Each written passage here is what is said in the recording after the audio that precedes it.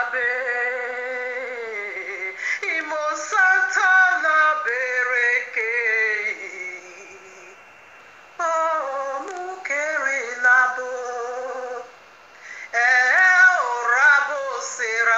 rabose, ima santa labo reke, imo sentere boyande. Shikere bolabe, no santa labe kuri labe, imorika shanta labe, buri lebo rebo seke, iboroko shanta labe, kia labo se Yisrael, Yisrael, Yahudima, Yisrael, Ribasakayo. Oh, Yisrael, Ribasakayo. Imasata labo yede. Oh, Yisrael, Yisrael, Yahudi. Imasata labo yeke. Imosata labo kureyeo. Israel, Yahudi. Imasata labo yeke. Imo santa labo koreye o, imo kabula yanta o, Yisrael yebo sakaya o, Yahudi mi yebo sakaya oh yerebo sakaya, yebo sekeya o, Yisrael, yes is salvation. Yisrael, yes is salvation. Yes, it is true that we are scattered. You know, Furkana, Mo Santa Labo, Urabale, Urabo Seke, Imo Santa Labo Yente, Imorika Yanta Laburebo.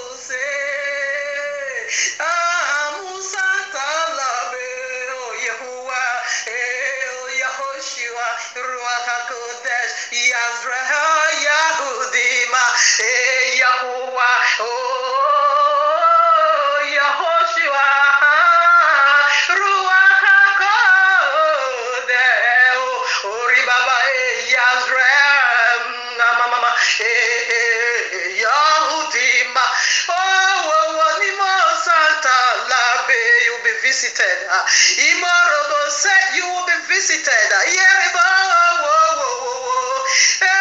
Ruach HaKodesh, Yeribo say, Ruach HaKodesh, Yeribo say, Ruach HaKodesh, yeah, we look unto you. Ruach HaKodesh, Yeribo say, no mama musanta labe. Yisrael, oh Yahudi, Merebose, oh Yisrael, yeah. Oh, Yahudi, you are coming right back home. Erimo Shantalabe, yeah, oh, Erimo Shantalabe, Yahuwah Kurilaba, Nerebo, yeah, Yahoshua, mama. Sakarabo Yisrael, Uriba Shakarabo Yahudima, Imoroko Shantaya, Oribos Kiribala, Imoroko Shantala, yeah,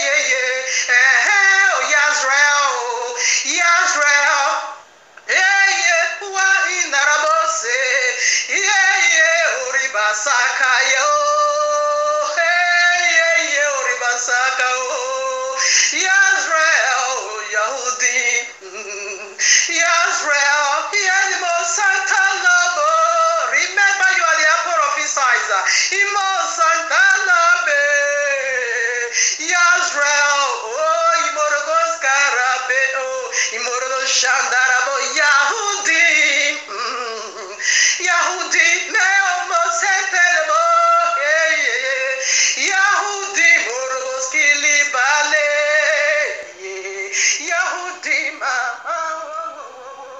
Yisrael, Yeriboseke, the grave will be open right now. Yeriboseke, Yeriboseke, Yahuwah, Yahuwah, Yeriboseke, Yeriboseke, remember your covenant. Yahuwah, Yahuwah, Yeriboseke,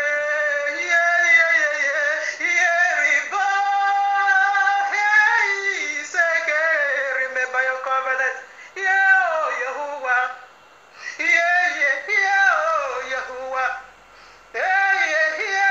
Yahuwah, Yahoshua, Hakode, Yeriboseke, Yeriboseke, Yeriboseke, oh, Imama, Mama, Yerekoseke, Yebo, Yerimama, Burilebo, Santana, oh, Yisrael, Yisrael, Yisrael, Yahudi, Merebose, Yahudi, Moriko, Shantala, Yahudi moriboseke yao.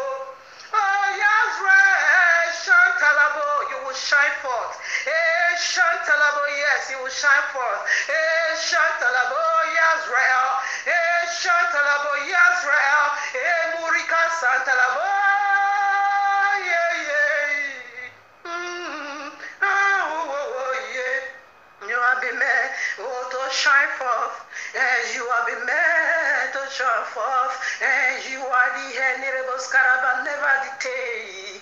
You are the head, you are the bossako, yebo sundele, yebo sundele, yebo sundele. Oh, Yisrael. Yahudima, Yahuwah, Yahoshua, Ruach HaKodesh, Yahuwah, Yahoshua, Ruach HaKodesh, Yisrael, Iboroboseke, Iboroboseke, Yisrael, Iboroboseke, Iboroboseke, Yisrael, Imosantalaboyende, Imorobosante, Yisrael, Ikoribolaboyande, Iborokosikalabo.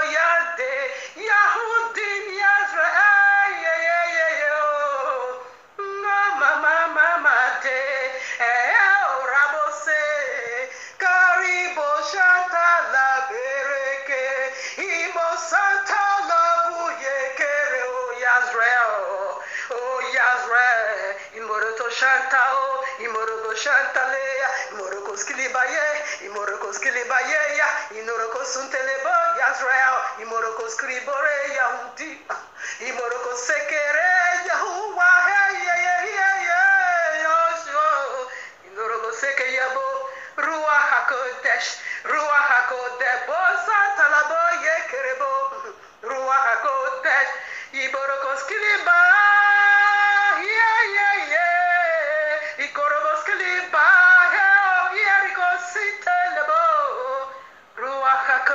We need you. We need you in our dojo. We need you. Morobose, Sandalaboye, Ikorobose, Inorodosha. Ruach HaKodesh, Yisrael. Inoroboseke Yahudim, Imoroboseke, oh Yisrael, Yisrael,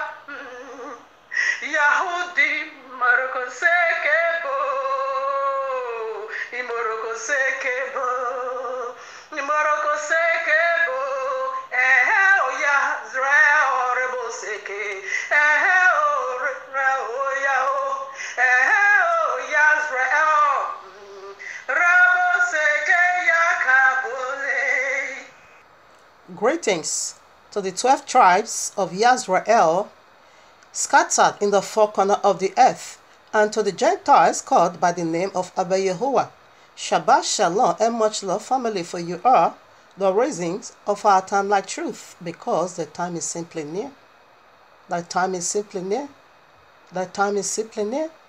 Just as we see the days goes by, and so draw nigh the coming of Yahushua HaMashiach. Just as the Malach of Yahuwah said unto Yehukanah the Revelator, sealed not the prophecies of this book, for the time is near. And how so near is the time? A step to the door. A step to the door. Exactly what we are doing here, family. Decoding end times prophecies, signs, dreams, in preparing people, body, house, for the returning of King Yahushua HaMashiach, our eternal bridegroom, to whom due all glory, worship, exaltation, acclamation, adoration, wealth, power, riches, to the glory of his magnificent Father Yahuwah the Almighty, and to the Ruach HaKodesh, the forever pure energy, the very ablaze one, the very DNA of Abba Yahuwah. Abba Yahuwah, you have been worshipped in the temple of your handmaid.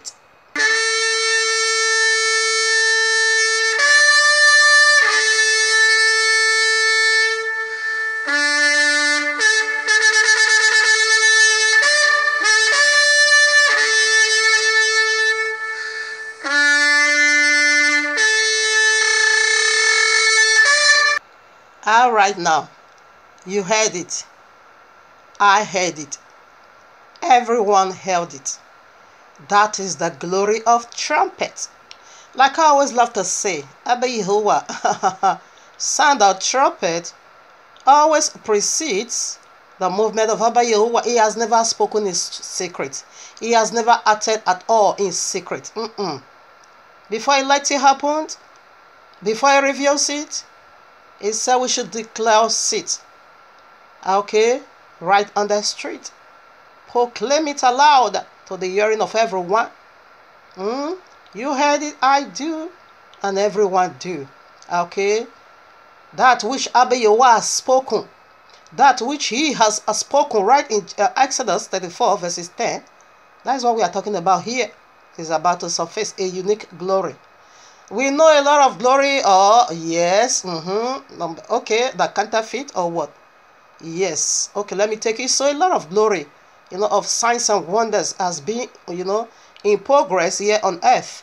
But Abba Yahuwah said this very one is about to do is a new one, okay? Is a new one. The earth has never ever witnessed this one. We know about resurrection, when there's miracles of all kinds. But this unique one, it is new in the heavens. Okay, so he said we should sound it aloud for the hearings of the Gentile. Okay, and this is the next movement now. The very events on the feet of Abba Yahuwah. That is what we are talking about here. Okay, are you prepared? Are you ready? Is your garment being washed? Or you being carried away with the things of the world? Or you be hypnotized with the lies of Jesus? That is what we want to also dig into now. Okay, because the ends reveals every single thing. Okay, every single thing here on earth has end. Whatever that has beginning also has end. Okay, that is what we want to deal with in this segment. The end of all. All right, now there is still a room. If there is any stay of any kind, that is the nature of this segment. To put your house in order, okay, before it surface. The Ruach HaKodesh, just as he has said unto you and me, let him that have ear hear what he said unto you and me. Why did he say that? Once again, he knew a lot of ears is going to be dedicated again unto the trumpet, and the voice of trumpet, it is to let you know that he have abolished the law. In Genesis 3, he abolished the law as the woman heard the voice of trumpet.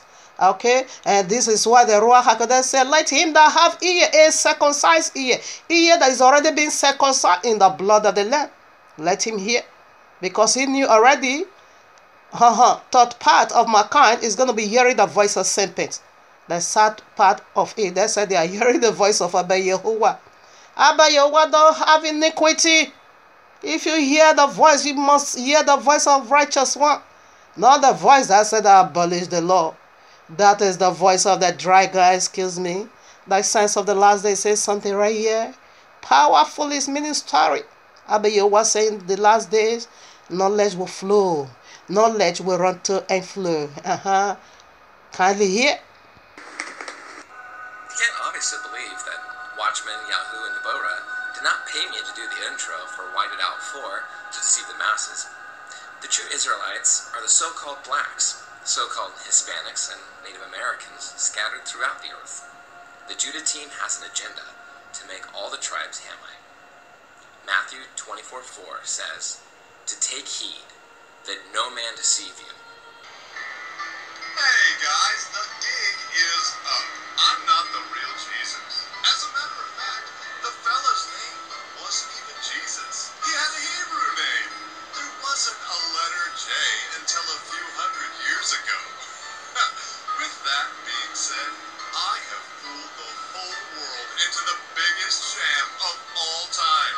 The name and identity of the real fella has been taken over by me. There are thousands of paintings of Jesus, and they don't even come close. Jesus was the creation of the Roman Catholic Church, which served to replace the real fella, who probably looked more like Morgan Freeman. But who cares? The truth doesn't matter, as long as you pay your tithes. Gotcha. Jesus, they play wild. I tell you, some people never know. Some people never know that Jesus, they play wild. And some people never know. Still, some people never know. Some people never know. Moseke salabo. Moseke salabo. Moseke salabo. That Jesus they play wayo. Jesus they play wayo. And some people still never know. Some people still never know. It's okay now. Prior to this, let us get a preset. You know I will always do that, okay? Revelation 12:9. Here I am. And the great dragon. Why was he being called a great dragon? Why? And the great dragon was cast out, that old serpent. Okay, now you know why he was being called great dragon. Yes, he is the greatest of all angels. He is the seraphim, sir. He is more subtle. That was why in Genesis 3, he said he's more subtle than any animal of the field. The field over there simply represents the whole world. Remember, we are being called sheep, okay? And there are also some goats. The devil is also being called beast, okay? So he's more subtle, he's more crafty.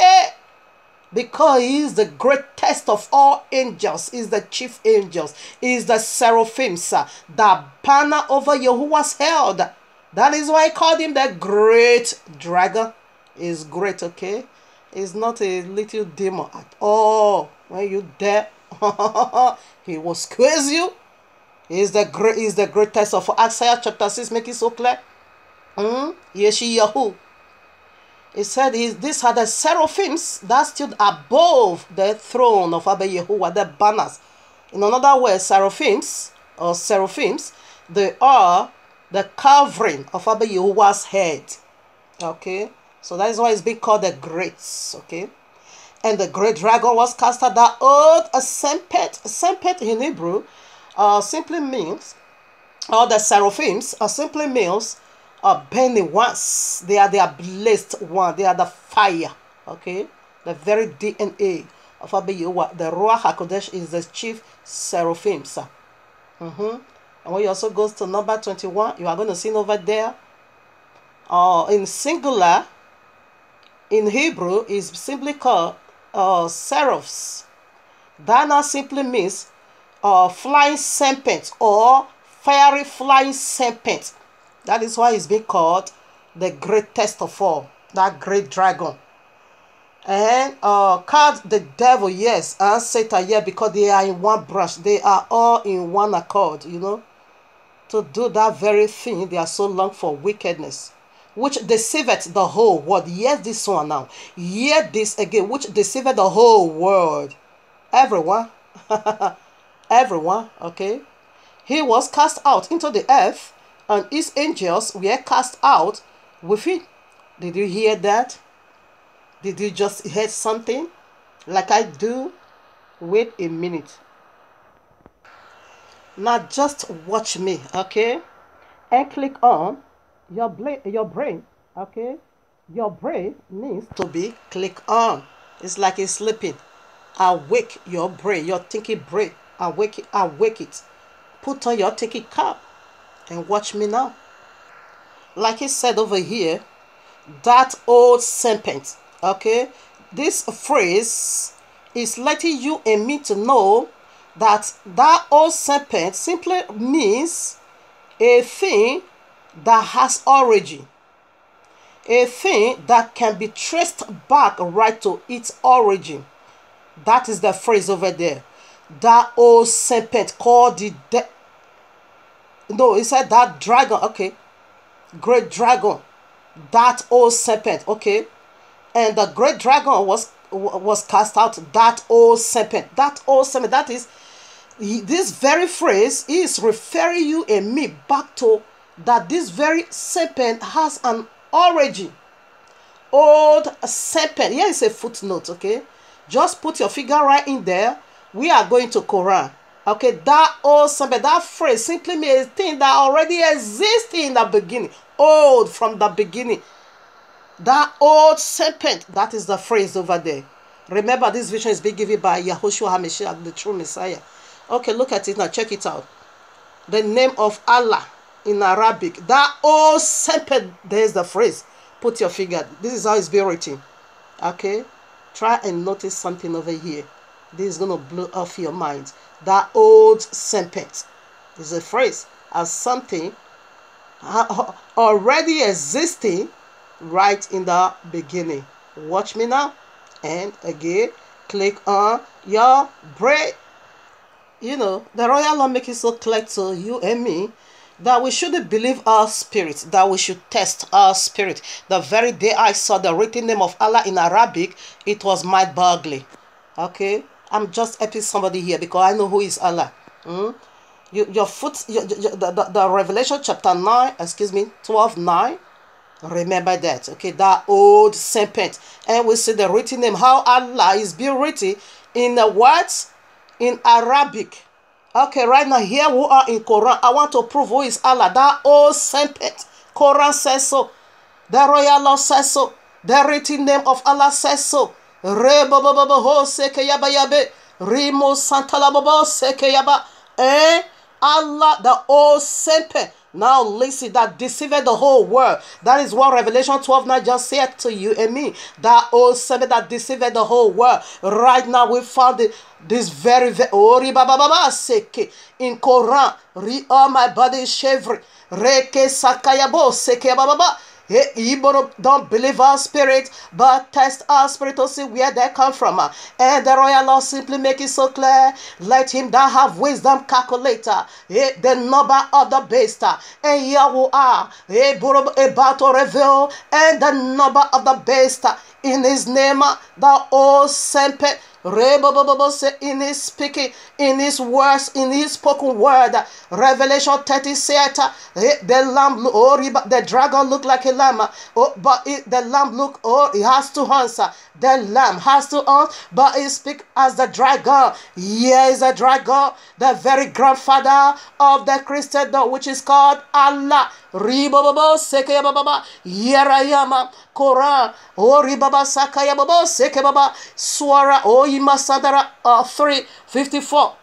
Then I read, and the unbelievers plant to deceive, and Allah plans to deceive the unbeliever, and Allah is the best of all deceiver. Rebosk, did you just get that? This is the Quran. This is the what they call the most holiest book on earth. Oh, this garbage that revealed himself unto us, that I am the old serpent that deceived the whole world, is coming Sharia law. Right now we proceed to the second witnesses right from Quran again. This is not hadith, no. This is not Hebrew, the written of the so-called saints of Arab. No, it's not hadith, but rather direct from the mouth of Allah. They say Quran is direct from the mouth of Allah. Here I am again. Quran, Surah 7, verses 99. Are they saved from Allah's deception? Quran is asking you and me, who is saved from Allah's deception? Here now, another coded of Allah.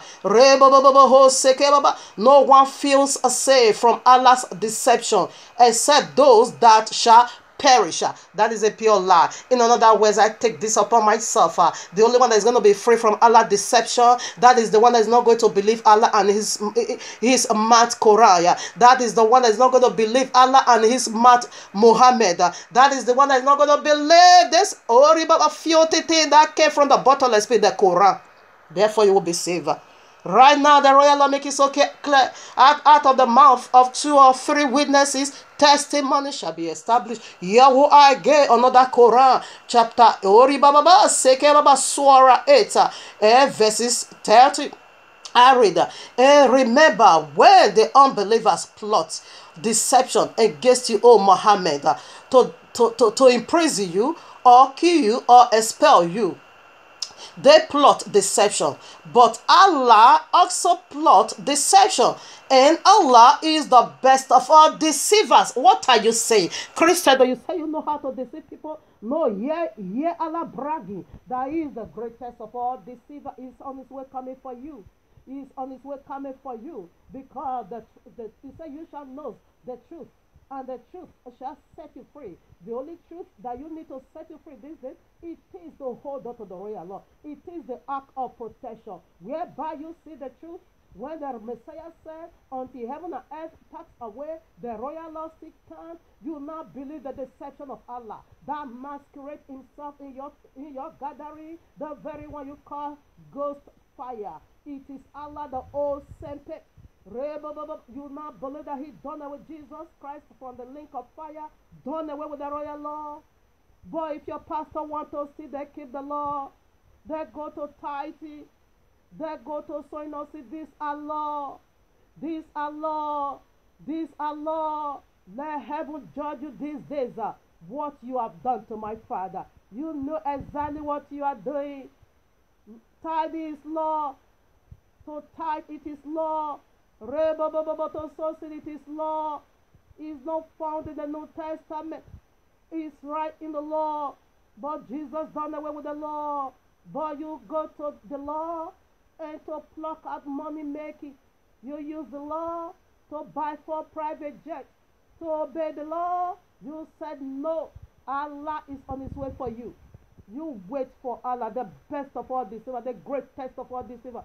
It's right here for you. Very soon you will see Allah. Who Allah is, the red dragon. He is soaked now with the blood.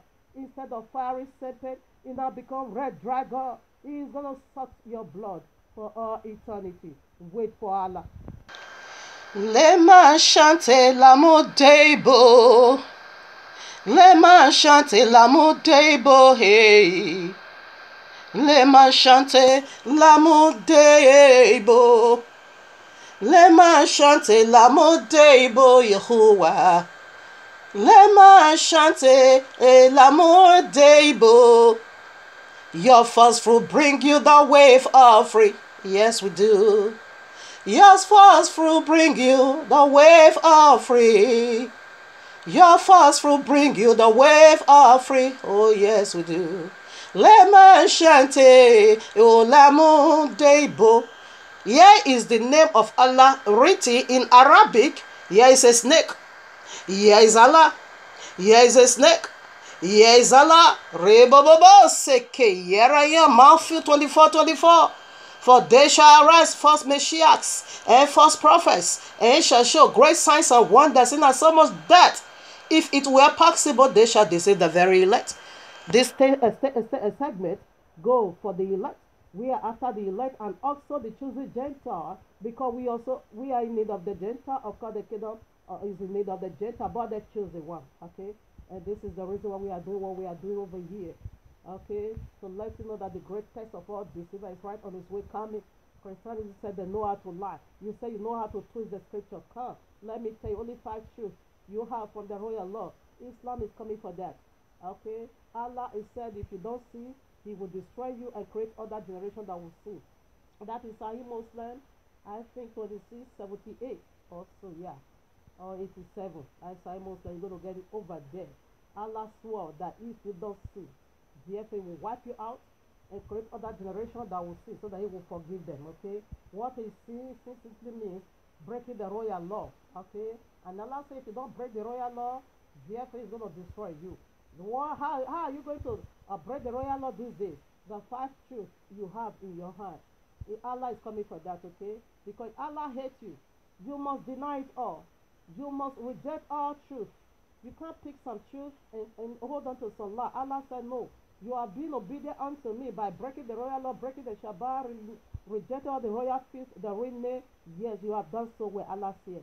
But now the 5 truths in your hand, Allah said no. You are still provoking Him. That is the hunger of Sharia law. You must renounce. Messiah never died on the cross. Messiah was never buried. Messiah never resurrected. You must renounce. Messiah is not almighty. You must renounce. Messiah don't have father. Messiah is a bastard according to Islam, because Islam is a bastard. They don't have father. Remember, their father rejected the father Abraham, rejected their progenitor. Their progenitor is Ishmael. He was being cast out of the family, and Ishmael never have a father. That is why Allah don't also have a father. And you are saying Allah have son. For you to say Messiah have a father, therefore wait for Allah. He is coming to strip you of these 5 truths. Therefore you will be converted to Islam. You know how to lie. Wait, the greatest of all liar is right on his way for you. Mishmaker and people, here we are in the heavenly courtroom of Abba Yahuwah, with this powerful, life-giving, resurrecting message. Abba Yahuwah, I must say, this is resurrection, okay? Of course, it is resurrection. The end of all story. It is resurrection for the elect. Okay, now. In the presence of Abba Yahuwah, with this wonderful, life-giving breath message, titled for you and me, Resurrection. Flash. My end is a wonder filled with many crowns of glory.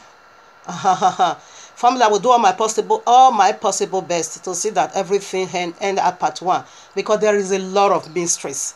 There is a lot of mysteries, I must say. Next week is another blast. We're also going to look into this work of faith. Okay, alphabet by alphabet is fully loaded. Unbelievable. It's mind-boggling. Like this one, Ent, E-N-D. No. It is mind-boggling. Okay, so right now, before we go into it, I will always love to set the stage with Deuteronomy 32:1-4. So I read, Give ear, O ye heavens, and I will speak, and hear, O earth, the words of my mouth. My doctrine shall drop as the rain, my speech shall distill as the dew, as the small rain upon the tender herb, and as the showers upon the grass, because I will publish the name of Yahuwah. Ascribe ye greatness unto our Elohim. He is the rock. His work is perfect, for all his ways are judgment. A Elohim of truth, and without iniquity, just and right is he. Hallelujah. Ruach Hodesh. Ruach Hodesh. Ruach Kodesh.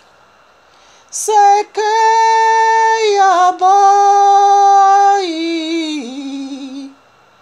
Sekeyabai.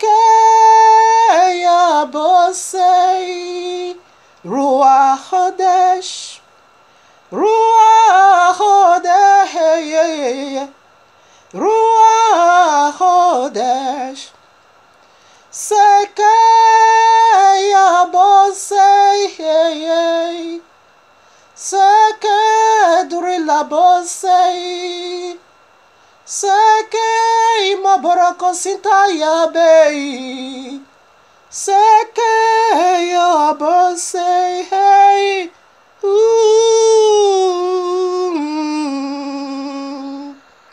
Family, let us take a deep breath into what is the royal law for. It's not a curse, okay? It is a blessing. It makes eternal blessing. Here I go. Point 1. It functions as a sacred marriage covenant between Yahuwah and his people Yisrael. Point 2. It outlines how the marriage would function. It stipulation what makes it a happy and a fruitful marriage. Point 3. Its precept describe how the marriage would function. Point 4. Its word pictures tells what a marriage life would be like. Point 5. Its judgment describe how each of the partner would relate to each other. Point 6. For either party to violate this agreement, violate the marriage itself. Point 7. For the groom promise, oh my father. For the groom, oh my father. For the groom promise never to violate it because the groom is Abba Yahuwah. He don't have the appetite to do that, okay? That is why you and me has this unshakable guarantee that heaven is ours. Yes, because of him who is eternally faithful, Abba Yahuwah. Say, my words are yea and amen forever, not this mad Jesus. Shabbat is perpetual again. Shabbat is no more perpetual. Shabbat is for all eternity. Now today it is Sunday, the day of sun, the greatest abomination in the royal law. Yeah, that Jesus is a mad Jesus from the pit of it, just like Allah. They are not worthy to build our trust on. They are not worthy to build our salvation, because one day, now that is abolishing the old thing, what happened? What's wrong with Shabbat that you have to abolish it? What is wrong with Shabbat? Why bring it Babylonia? You abolish the Red Sea and you bring now Babylonia. What wrong with the Red Sea? Is it not the way you are keeping Babylon? That is how you're supposed to keep the royal law? Of course. One day it's also going to abolish your life. You know, I said I'm going to fly you right away to the sky, but now abolish that. Convert to Islam, or your head is off. Yes, that is who Jesus sent Allah is. They are not trustworthy. They themselves, they fail themselves. So what makes you think they are not also going to fail you? Of course, they will give it to you. Okay, now family, I will keep doing my presentation as I'm being led, okay? Abba Yahuwah said that is the seal of his word in me. That is the seal of his message, the very one he is using me to bring out, so that Jesus people don't pervert it, okay? As it's being revealed, so that they don't spoil it again. As they have spoiled the royal law, as they are corrupt the royal law, so that they don't also corrupt my message, as Abba Yahuwah gave it unto me. Right now, it goes like this. This is the seal of the message. This is Yud He Wah He warning from above, just like that of FBI warning. Okay? As it's been revealed, a man was just downloading of my vision. Not that I was downloading it to please Abba Yahuwah, but rather to use it for wickedness. So Abba Yahuwah command me, not direct me to be placing this seal of divine protection over his word. It is his mystery. So he won't like you to do mess to it like you have already done to his royal law. Okay, even though you are going to pay for it, okay? You know, perverting, corrupting the royal law, there is sequences for that, okay? So right now it goes like, here is my presentation. Because here is a sharp sickle. Like I said, since I began to make this presentation, I lost more than 1,000 viewers, but I don't care. Because the royal law make it so clear that they only one sinner will repent, heaven will celebrate angel party. That's what we are here for. Here, it is a time of winding out. We are in the process of winding out. Here is a sharp sickle. It is wine press time. We are in the threshing floor to wind out all those things that is not needed. Right now, my presentation continue, and it goes like this. If you watch my message Abba Yahuwah gave unto me, and call it that it is your vision as you want to resound it under the, because this man was trying to resound it under the voice of him. He now said that Jesus gave it to him.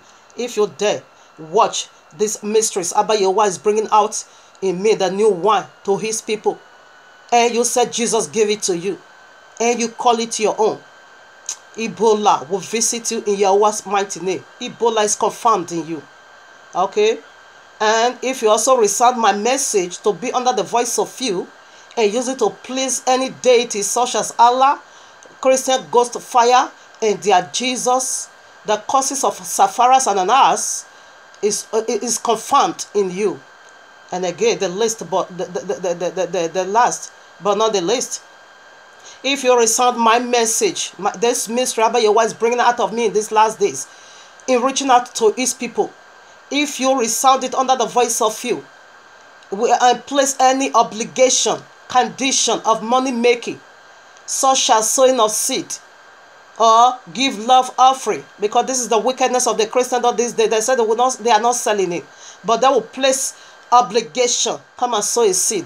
They will even have the guts to call it out and say 50, so I even see some, or even put $225 sowing of seed. If you dare with this unique vision Abba Yehovah is bringing out of me, the hottest place in the lake of fire shall be your dwelling without mercy. In this three curses that Abba Yehovah led before you today, if you go against it, it is settled eternally. It is irrevocable, because you don't fear my Father until my Father do something in your midst. You won't fear until he do something disastrous in your midst. You are not going to fear this Abba Yehovah. He said, won't you fear me? Touch his message in me and see what is going to happen to you. A blessing is going to turn a curse. If you don't want that, therefore take it the way it is. So due to the curses, you can find you can go to Joshua chapter 6, 26. Okay, the one you call Joshua. Acts of Apostles chapter 5, 1 to 11. You will see it there. And also go to Acts of Apostles chapter 13, verses 6 to 11. You will find it. It is what I found in my innovator. My forefathers, that is what I'm doing. Exactly. Scriptures confirms it. It is scriptural, okay? This is not working in flesh, not at all. I don't place no obligation. Never will I do that. Why must you? A listener will do that to Abba Yehovah? No, don't try it. It is destruction. However, if you download it and resound it under the voice of you in help of furthering the truth, or reaching out to the Lordship house of Yisrael, and also the chosen Gentile, of course, double portion blessing is yours, double anointing, double glory, every blessing you ever knew from Genesis down to Revelation, it will be double on your head. You will rule and reign with King Yahushua, double crown of glory. It shall be yours and your household. In Yahuwah's mighty name, it goes in this both way. Blessing, if you obey, it is blessing, double blessing. If you disobey, it is causes of eternal destruction. Okay, but try as much as possible to be in the side of blessing. Why must you take someone else's effort and pervert it? We are destroying Jesus. He is the mark of the beast. You say Jesus gave you these mysteries, which means you are rebuilding what we are destroying, of which that is not allowed over here. Having said this, let us go right now in unveiling the mystery of end. The end justify all things. It is mind-boggling, family. I love you all with the love of Yahuwah. Yes, I need to do what my Father commanded me to do. Doing this, it is not showing hatred at all. Revealing Allah, it is not showing hatred at all. Islam, I love you, my family, because I know my family is also right there. In the Christendom, my family is also right there. I love you, but exposing the lie, that doesn't mean someone hates you. No. King Yahushua said, him that I love, I rebuke, I chasten. That's what we are doing here. Alright. So let's run this heavenly race together. Let's celebrate Yahushua together. Let's celebrate the Ruach HaKodesh together. Let's celebrate Abba Yehovah, who lives eternally, together in his own way. Now let us run this heavenly race of this worker and EDN. It is mind-boggling. Okay, right now let us do it. It is resurrection, okay? a mind-boggling, it is mind-boggling, okay?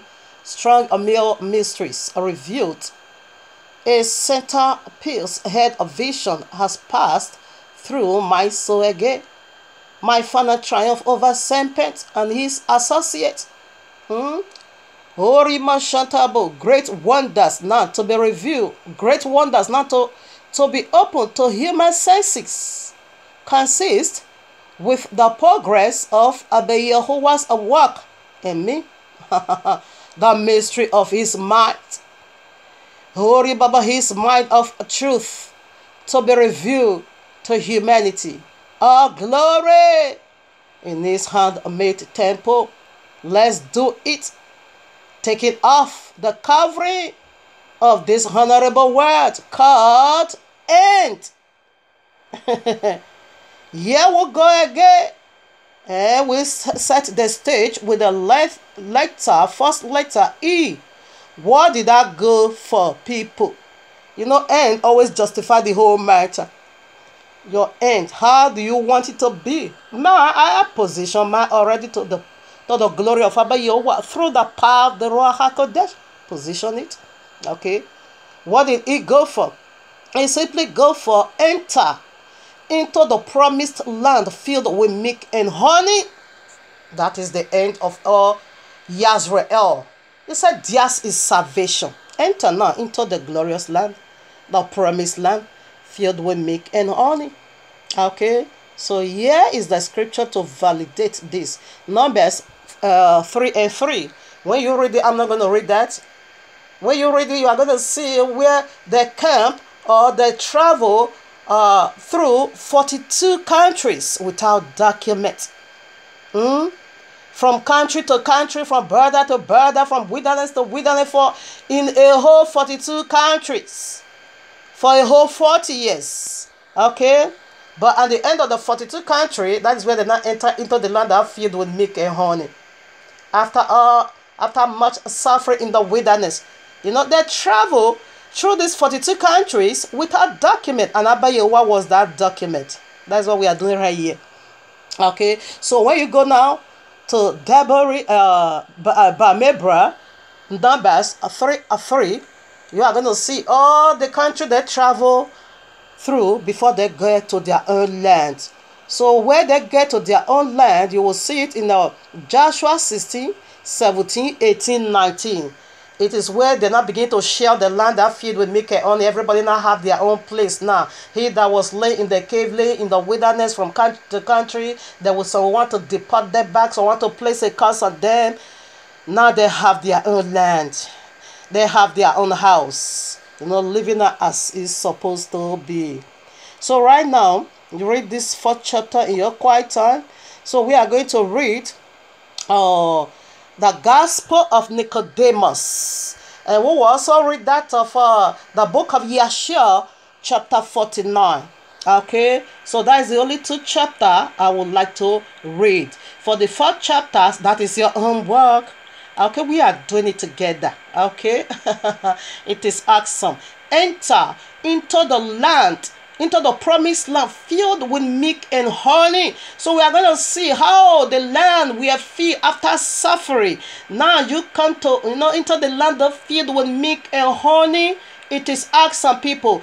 Joseph or Yusuf is the one we are going to use to describe or the picture or the background of the early rest of the early end of suffering. Then we will use the Gospel of Nicodemus. Most kaya bubu. To reveal the picture how King Yahushua did it. After 3 days and 3 nights, how is resurrect our four fathers, started from Father Adam down to Yehukanan. How he also moved them all out of the bosom or out of the hair straight away to the paradise. So that is the 2 pictures we want to use. So first we are going to see the early glory. How he entered just after much suffering, 30 good years in the prison, suffering for what he knew nothing about. Therefore, at the end of that 13 good years, he now entered into the promised land filled with milk and honey, no more sorrow. Okay, Coming out of suffering, it simply represents resurrection, born again into a world of no stress. It is resurrection. Okay, here I am. The book of Yashel, Joshua chapter 10 verses 13 make references to it. 2 Samuel 1 verses 18 make references to it. 2 Timothy chapter 3 verses 8 also make references to this very wonderful book. I'm going to read from. Okay, here I go. I start from verses 19, way down to 40 or so. That is why I would only need to read this one. So, the Gospel of Nicodemus, if it is in your circulation, just read from chapter 12 way down to chapter 20. It is awesome. That 4,000 years be in darkness in hell. So, you talk too much. Okay, read. Verses 19. The book of Yashel chapter 49 verses 19 I read. And the things seem good in the sight of the king and the officers, to appoint yourself to be second to the king over the whole land of Egypt. And the king spoke to Joseph, saying, Now thou didst give me counsel to appoint a wise man over the land of Egypt, in order with his wisdom to save the land from the famine. Now therefore, since Yahuwah has made all this known to thee, and all the words which thou hast spoken, there is not throughout the land a discreet and a wise man like unto thee. And like unto thee. I don't want to read where it changes name. Thou shalt be second to me, and according to thy word shall be all the affairs of my government. And at thy word shall my people go out and come in. Also from under thy hand shall my servants and officers receive their salary, which is given to them monthly. And to thee shall all the people of the land bow down. Only in my throne will I be greater than thee. And the king took off his signet ring from his hand and put it upon the hand of Joseph. And the king dressed Joseph in the princely garments. After much suffering in the prison, right away he are sent from the prison to the second to obey the second command. The land, enter now, oh my father. This is my glory, princely garment. And he put a goldy crown upon his head, and he put a goldy chain upon his neck. Enter. This is the very first alphabet of this word called ent. What is that? Come and rest, my son. Come and rest, my daughter. And the king commanded his servants, and they made him ride in the second chariot belonging to the king, that went opposite to the king's chariot. And he caused him to ride upon a great and strong horse, oh my father, from the king's horses, and to be conducted through the streets of the land of Egypt. Abba Yahweh said, I never acted in secret. When he raised up his son, all I sees him. This is my glory also.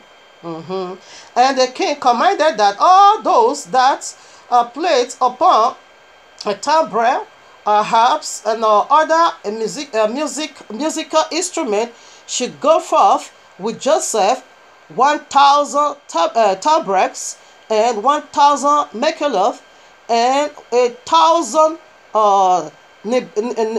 neblim went forth after him. 26. And 5,000 men, 5,000 men with drawn swords glinting in their hands, and they went marching and played before Joseph.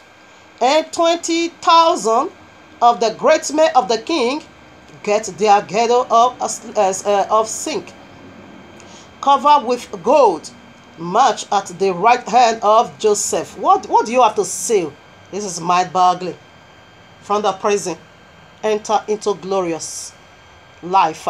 And march before Joseph. Where I am. Before Joseph. And 20,000 at his right, left, and all the women and damsels went upon the roof, or stood in the street, playing and rejoicing at Joseph, and gazed at the appearance of Joseph and at his beauty. And the king's people went before him, behind him, perfuming the road with frankincense and with cassion, and with all sorts of fine perfume, and scattered myrrh and aloes along the road. And 20 men proclaimed these words before him throughout the land in a loud voice. Do you see this man whom the king has chosen to be his second? All the affairs of government shall be regulated by him, and he that transgress his orders, or that does not bow down before him to the ground, shall die. For he rebels against the king and his second. And when the Herod had ceased proclaiming, all the people of Egypt bowed down to the ground before Joseph and said, May the king live, also may his second live. And all the inhabitants of Egypt bowed down along the road. And when the Herod approached them, they bowed down and they rejoiced with all sorts of timbrels, maculum, and number before Joseph.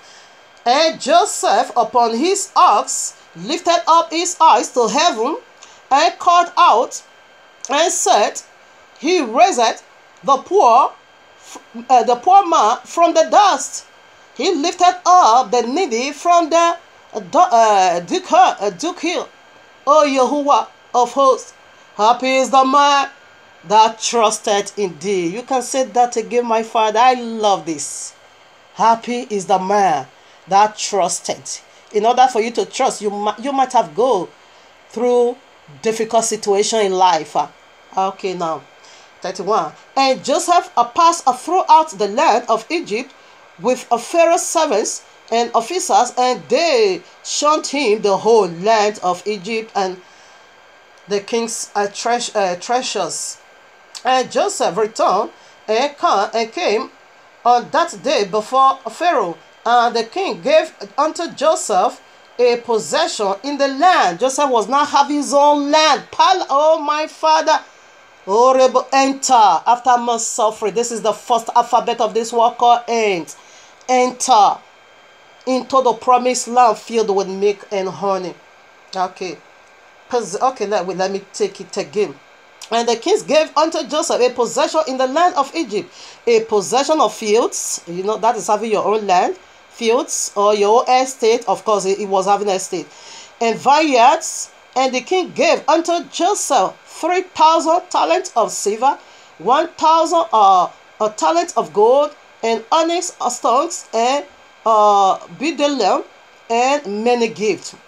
And on the next day, the king commanded all the people of Egypt to bring unto Joseph offerings and gifts, and that he that violates the commandment of the king should die. And they made a high place in the street of the city, and they spread out garments there, and whosoever brought anything to Joseph put it into the high place. All the people of Egypt cast some things into the high place. One man a golden earring, and the other man rings.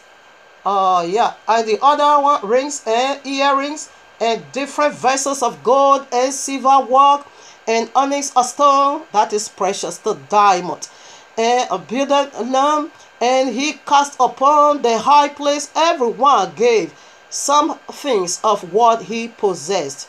And Joseph took all those and placed them in his treasures. And all the officers and nobles belonged to the king exhort Joseph, and they gave him many gifts, seeing that the king had chosen him to be his second. And the king sent to Potiphar, the son of Hiram, a prince of On, and he took his young daughter Asenath, and gave her unto Joseph for a wife. And the damsel was very commonly a virgin, one whom man had not known. And Joseph took her for a wife. And the king said unto Joseph, I am Pharaoh, and beside thee none shall dare to lift up his hand or his foot to regulate my people throughout the land of Egypt. And Joseph was 30 years old when he stood before Pharaoh. And Pharaoh went out from Joseph went out from before the king, and he became the king's second in Egypt. And the king gave Joseph 100 servants, servant to attend him, that is husband and house girl, to attend him in his house. And Joseph also sent and purchased many slaves, and they remained in the house of Joseph. And Joseph there built for himself a very magnificent house, like unto the houses of kings, before the court of the king's palace. And he made in the house a large temple, very elegant in appearance, and covenanted for his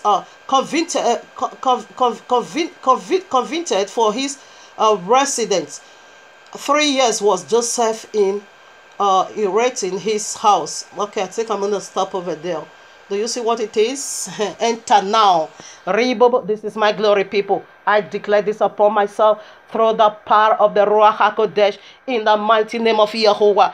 This is how my end will look like. I don't know how you want yours to be. If you want yours to be like this, also walk. Because after my suffering, oh my Father, after darkness the light must shine. Okay? So this is the mystery of this first alphabet of God. And the first alphabet is E. Enter into the promised land filled with milk and honey. So we go now to the Gospel of Nicodemus. Now the other place I quoted, Zechariah 12:7-8, simply goes for the tribe of Yahudim. You know, 42 months or 42 countries where the first Exodus went through is also 42 months in these last days of great tribulation. It's going to last for 42 months, okay? The beheading of Islam. You know, the Sharia law of Allah that is coming right away from the pit of hell. It's going to behead souls, you know, for 42 months. This is the greater Exodus. But the tribe of Yahudi has no part in it. The part of the tribe of Yahudi, the royal tribe, the kingly tribe, they are going right away into the promised land. Okay? It is now our suffering ended. Because Zechariah 12:7-8 said, the tent of Yahudim shall be saved first. They are the congregation of Philadelphia. You can see Revelation 3:9. For that, they won't go through the tribulation. No. They are already be exempted according to prophecy. So now it's our end of suffering. Now we are going into the land filled with milk and honey. That is the first alphabet of this word called end. So right now, we have seen how we are going to enter into the land that filled with milk and honey. The picture from our forefather Joseph or Yusuf. And so right now, we are also going to see how our spirit is going to cut into heaven, the very one we are calling rapture, not into heaven, but here, how heavenly body is going to be given unto us, or in other words, our forefather that was also be in suffering for 4,000 good years, how they also enter. If you couldn't make it, okay, if you couldn't make it to be among the congregation of Philadelphia, therefore stay in tune with the truth in this great tribulation of 42 months also. your soul or your spirit, of course, how your spirit is going to enter into rest after that great, stress. How your spirit is going to find rest in the heavens. So let's get that picture now from our forefather. That is the first resurrection. We want to see how it looks like it is out some people. Here I am, the Gospel of Nicodemus, chapter 19. It's from chapter 12 all the way to 20 or 21. So I read. Where is it? My father. I wasted my time. So I read chapter 19. There Adonai holy, there Yahushua, excuse me. Rather, let me call him, this is his name, Yahushua. There Yahushua, holy Adam, by the hand, delivered him to Michael, the archangel. And he led them, I'm going to read, this is 20 verses 1. No, I want to start from 19. Okay, here I am, chapter 19. Then Yahushua stretched forth his hand and said, "Come to me, all ye my servants, who were created in my image, who were condemned by the tree of forbidden fruit, and by the devil and death. Live now by the wood of my cross. The devil, the prince of this world, is overcome, and death is conquered." There, presently, all the saints were joined together under the hands of the Most High Yahuwah, and Yahushua Adonai lay hold on Adam's hand and said to him, "Peace be to thee, and all thy righteous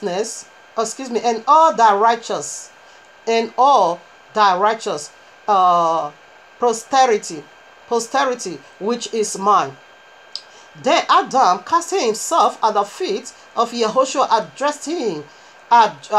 addressed himself to him with tears in humble language and a loud voice, saying, "I will extol thee, O Yahushua, for thou hast lifted me up and hast not made my enemy to rejoice over me. O Yahuwah my Elohim, I cry unto thee, and thou hast healed me. O Yahuwah, thou hast brought up my soul from grave. Thou hast kept me alive, that I should not go down to the pits of hell. Sing unto Yahuwah, all ye saints of his, and give thanks at the remembrance of his holiness. For his anger endureth but for a moment. In his favor is life.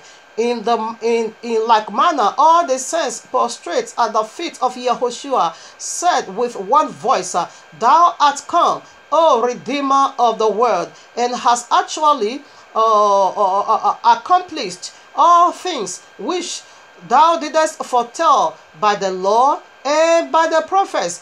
Thou hast redeemed the living by thy cross, and hast come down to us, that by the death of thy cross thou mightst deliver us from hell, and by thy power from death, O Yahushua, as thou hast put the ensign." Here is where Jesus came in. Okay, the sign of hell. This request was being made by our forefather right in hell, that Yahushua should leave behind in hell the sign of the cross, which is 3 days and 3 nights. But Jesus says a day and a half, Friday and Sunday. Okay, I take it again. "Oh Adonai, as thou hast put the signs of thy glory in heaven, and has set up the sign of thy redemption, even thy cross on earth, so Adonai Yahushua set the sign of the victory of thy cross in hell, that death may have no dominion no longer." This is why Messiah now left that sign. This is the only messianic sign. 3 days and 3 nights he left it over there in hell.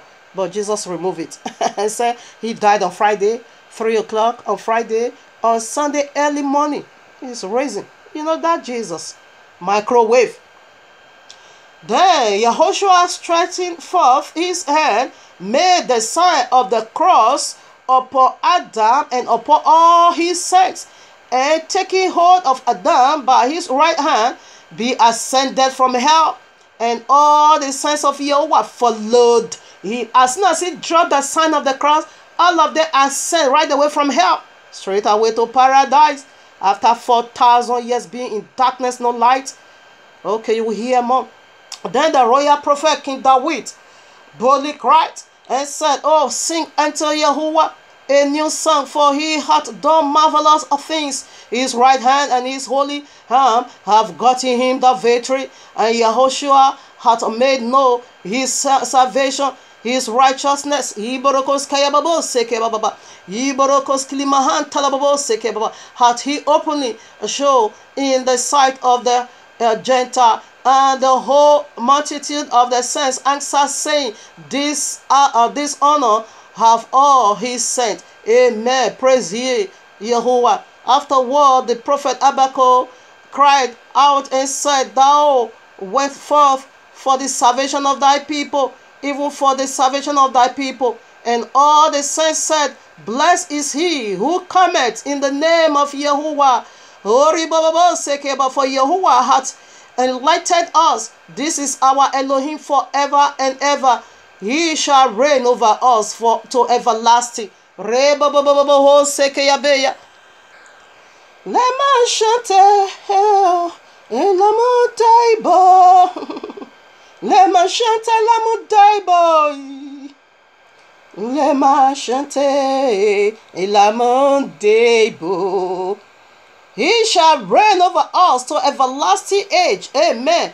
In like manner, all the prophets speak the sacred things of his praise and follow the Yahushua. Now we are going to 20 verse 1. How Yahushua did it. There Yahushua handling Adam by the hand, delivered him to Michael, the archangel, and he led them into paradise filled with mercy and glory. You see the picture? They all went straight away after 4,000 years in darkness, no light at all. All of a sudden, we are going to see that now in the second alphabet. They were in darkness, okay? So this is the mystery of this word called end. The very first alphabet that set the stage, it goes what? E. Enter into the promised land filled with milk and honey. Tell me, they say in his presence is full of joy. Those that were in the darkness, in the pit of hell, no more sorrow. Revelation 21, no more tears. This is how he wiped it out at the end. Everything lies in the end. So we proceed now for the point 2, for the second letter, we simply go for what? N. This is mind-boggling. So right now, we are just in this. I keep telling people, don't dare. You thought in your heart she's making math. I'm not, okay? I'm not. I'm just saying the right thing. My father, Abba Yahuwah, is fully loaded with a mysteries. The biggest of the biggest is about to come. And you are about to see that. All right now. You talk too much. What is your problem? Now, what does the second letter go for? I want to hear these great mysteries. My father has come again. What is the letter N go for? It simply go for nutritional nourishment. Nutritional nourishment. Please, you can just take it down to Google so that you have a lot of break it down of it. You are going to, oh my father, nutritional nourishment. You are going to be having a lot of idea of this very word. And nutritional nourishment after much suffering. Come now, my son. Come now, my daughter, and rest. Nutritional nourishment. We have some fully loaded. Right now, we do it. Okay? Stay tuned. If you take it down to go to know different translation or different break it down, or what does this word go for? Nutritional nourishment. It is mind-boggling. Okay? So right now, the picture background of this, it is Isaiah Yeshayahu chapter 60. Like you know what that is already. Arise and shine, okay? Nutritional nourishment. Isaiah 60 have the answer. It is fully loaded. We also see the picture already from that of Yasuf, Boaz boy and Hasgirl. Magnificent what? Palace. Nutritional nourishment. Let's do it. So Isaiah chapter 60 is the very scripture for this. And this is my scripture. This scripture was given to me in the year 2002 when I came out from wickedness, when I was thinking about Yahweh forsaking me because I did very wickedly. I was longing to hear a word from him. Hey, I went to a place exactly what I want to hear. That is what I hear. Sometimes we desire to hear good things. And Abba Yahweh read our heart, he gave it unto me. I want to know, as if forsake, as if forgiving me. I did wickedly. Did he forgive me? I want to hear. I long for answer. As soon as I go into that prayer point, the man have never seen me before. I believe Abba Yahweh can use, donkey to do his work. Fish to do his work. That was how he used this pastor. He releases it unto me. Hey, you woman, arise and shine. I stood on my feet. Say, arise and shine, for the light of Yahweh is coming upon you. I fornicate. But since then, I never did it. That was the last sin, the very wicked thing. That is why he gave me the scripture. Isaiah chapter 60. I hold it so strong in my heart. So I'm so glad that this message still come back again, in a powerful way, in this nourishment. Okay? Arise and shine. Arise and shine. Arise and shine. Let me take it. Arise now. Arise, shine, for the light is come, and the glory of Yahweh is risen upon thee. As soon as this word was being given unto me, that voice that was condemning me, that was, if I want to pray for a whole 3 months, I couldn't pray, I couldn't fast, I couldn't communicate, I couldn't speak in tongue. If I want to pray, a voice will just stand so strong and condemn me. You are an adulterous woman. I will jump on my feet. If I want to study the Bible, you are an adulterous woman. I will stand on for a whole 3 months, because I did this wickedness for a whole 3 months. Also with the so-called elder of the Christian. That is why I hate them so much, because the devil really used them to deceive me. The original so-called elder was doing this abominable thing before Yahuwah, because they have not the fear of Yahuwah. As I just go into this prayer ground, he gave me this, arise and shine, for your light has come. I stood on my feet. It's Isaiah chapter 50 is for you. That is what he call him God there, of course. That is what the Gentile call him. God said, I should give you this scripture, Isaiah chapter. And exactly what I want, as if for forgiving me, because I knew fornication is a sin. Why should I do it? After 1 year practicing righteousness, this man that called himself a dies, just come to do this wickedness, and all in the name of marriage. If you want to marry a woman, must you have sex with her first? You see? So that was how he deceived me. So now I stood on my feet again. He said, take this word. It is what Abba, it is what now is my Abba, it's my father. It's what he have for you. Not too long again, I was happy. Immediately that condemning voice in my heart left me. My heart was not free. I'm not beginning to receive joy in my heart. Not too long again, the man released another prophecy. There is a lady in here. There is something you are doing. It's bad. It's not good. But people surround you. They push you to do it. If you are such, you must stand on your feet. I stood again on my feet. He repeated this verse again. He said, that is why God said, because he called it God, arise and shine, for your light has come. And what was that? When this elder said he want to marry my enemy, and he was a married man, he said he used that woman for a document, okay? I keep believing that crap. All my friends that surrounded me, even though revelation was coming, the woman would just fall on her feet on the dream and say, don't break my home. Don't take my husband. Don't make me a single mother. I'll wake up, because this man was just all after me. I will say, sir, I don't think this thing will work, I always see your wife in the dream. He said, no, that vision is fake. It's from the pit of hell. Don't believe it. She don't know God. I need a God-fearing woman like you. Don't say that. And you were dead with him. He killed one of his daughter for this wickedness. The brother, they deported his business. He was a drug pusher, okay? His business was crumbled. He bought ticket. He wanted to go and do introduction. When he got home, Abba Yehovah killed his mother. And he himself was convinced that he was doing wickedly to me. He himself was convinced. When I heard that, I said, the way it is now, something is wrong somewhere. You need to forget introduction. You need to come back. He said, yes, because he himself is afraid now. Not dare my father. That was how he brought me out. As soon as he traveled the next day, I run to this prayer ground. I received this word. Because while he was all over me for that 3 months, I couldn't say no. But I know I was doing wickedly, fornicating. Even though you want to marry, must you have sex with her? That is the wickedness in it. You are a married man. He will say, no, I just use that to get a paper. Where is that written in that scripture? So meanwhile, my friend that was around me would tell them, this man is a married man. This is the vision I'm seeing. They will say, my sister, it is your opportunity. If you lose it, that will be your business. That will be your business. Do it because we know you use him. You use the woman for document. Just go for your man and do it. Take him, because that woman, we know, is just for document. Exactly what that pastor prophesied. I say you don't want to do, but people push you into. If you are such woman, stand up. I still on my feet because I know it was. He said that is why God said, "Arise and shine, for your light has come." And I'm so glad that this light has come again in this end time, in the subject as this. So right now, what we are going to do, we are going to be taking the background, the scripture background. It is Isaiah chapter 60, okay? But we have other commentary from Isaiah and other places. Right now, we read it already, so we are going to take a commentary also. Arise, shine, for the light is come, and the glory and the glory of Yahuwah is risen upon thee. For behold, the darkness shall cover the whole earth, and gross darkness the people. But Yahuwah shall rise upon thee, and his glory shall be seen upon thee. So let's get a commentary now. So in order for light to shine upon you, in order for you to rise, that simply means you were once down, low. Okay, and for the light to come upon, that simply means you were once in darkness. So that is the commentary over here. Yeshayahu, the same Isaiah 59 verses 9. I read, there is judgment far.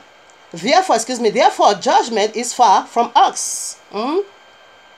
Far from us. Neither doeth justice overtake us. We wait for light, but behold, obscurity. Yeah, for a brightness, but we walk in darkness. So these are the commentary for you to be upright, which means you are dark, and for light to shine on you, which means you are in darkness. Let's get another precept. So here I am in the Gospel of Nicodemus chapter 13 verses 1 to 9. So where I'm going to read now, you can also find it in Matthew 4 15 to 16, about the people that was in darkness, but here put more light in it. Okay, so I read verses 1. Oh Yahuwah Yahushua and Father, these were people in hell. This was our forefather in hell. This was what was going on in that 3 days and 3 nights of Messiah crucifixion, or of his signs of the cross. Oh Yahuwah Yahushua and Father, who had Yahuwah also the resurrection and life of the dead, give us a life to declare thy mysteries, which we saw after death, belonging to thy cross. For we are sworn by thy name. Here is the 2 sons of Simeon, Charinox and Leontius. Simeon, we are also going to see Simeon. Here is hell. Okay, you also see this account confirmation in Matthew 27. Okay, when he said the grave was open and the dead body of the saint raised. These are they that rose from the dead, that gave us this testimony. What happened over there? For thou hast forbid thy servants to declare the secret things which were wrought by thy divine power in hell, when we were placed with our fathers in the deep of hell, in the blackness of darkness. On a sudden there appeared the color of the light like gold, and a substantial purple colored light lighting the place. First time in 4,000 years for them to see light. Now this is where King Yahushua appears in hell. When he appeared, he described the color the color of the light that lighting up the hell. Okay, for presently upon this Adam, the father of all mankind, with all the patriarchs and prophets, rejoiced and said, that light is the author of everlasting light, who hath promised to translate us to everlasting light. Then Yeshayahu the prophet cried out and said, this is the light of the Father and of the Son of Yahuwah, according to my prophecy, when I was alive upon earth, the land of Zebulun and the land of Naphtali, beyond Jordan, a people who walked in darkness saw a great light.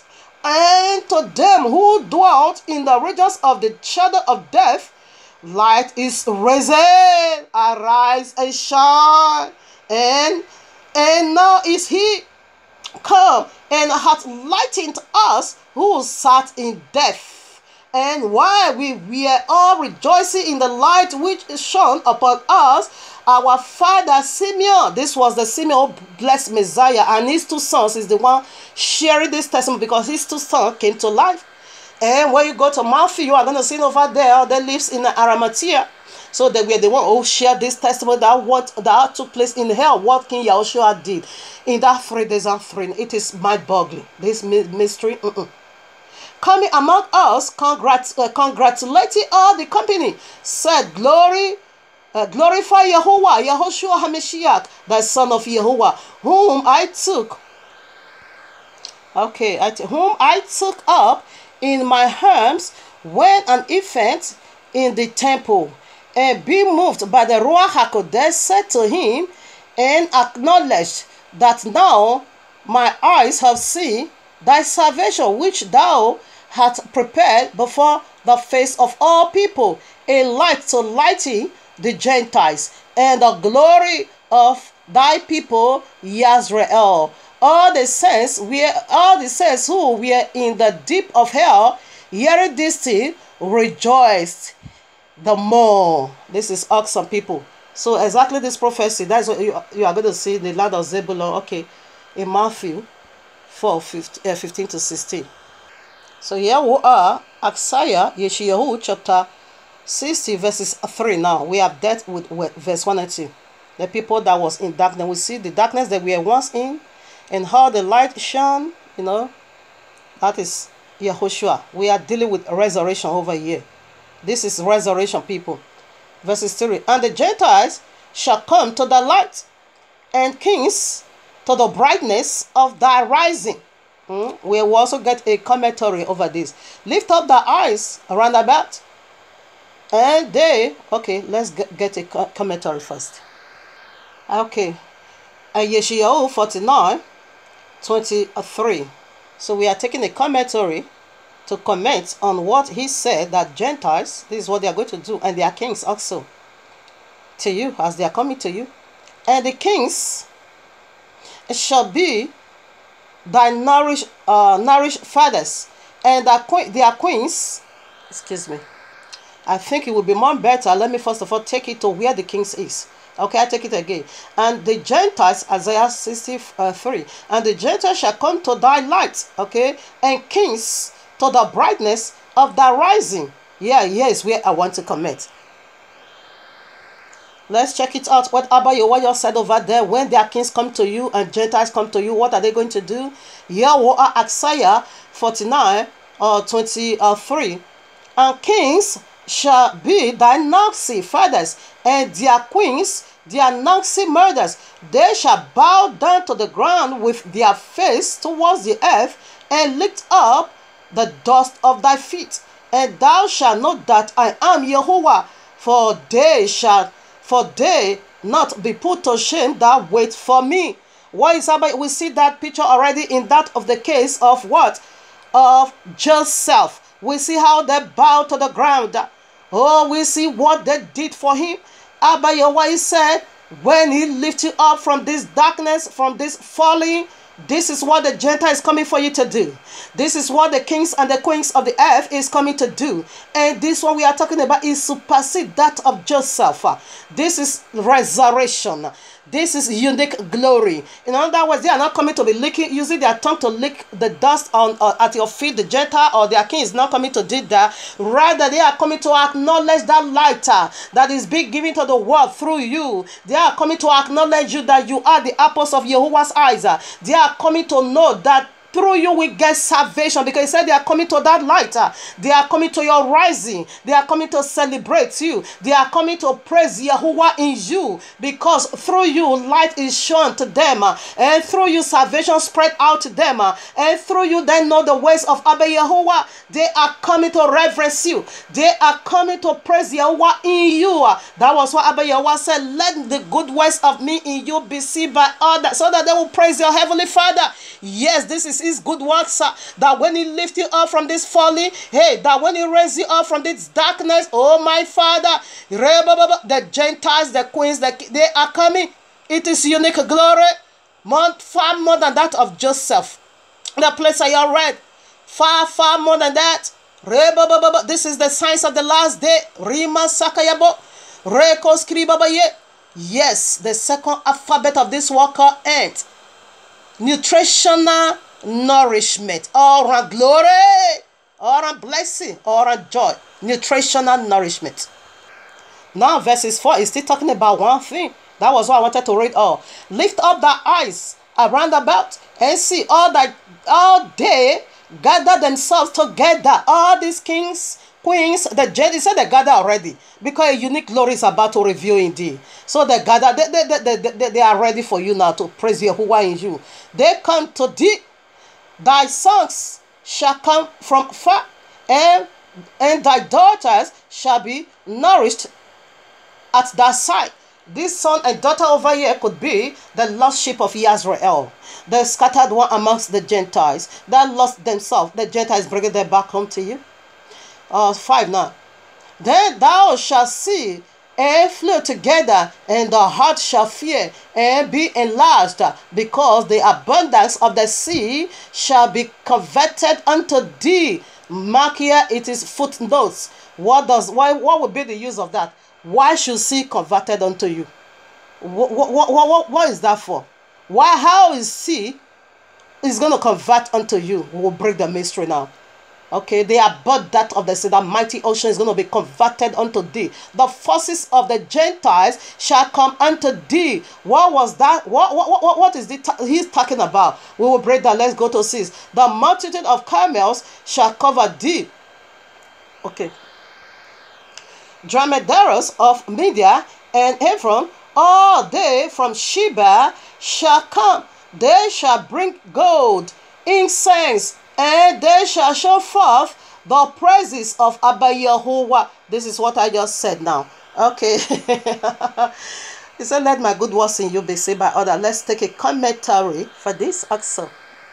The place we just read, it said, the abundance of the sea shall be converted unto thee.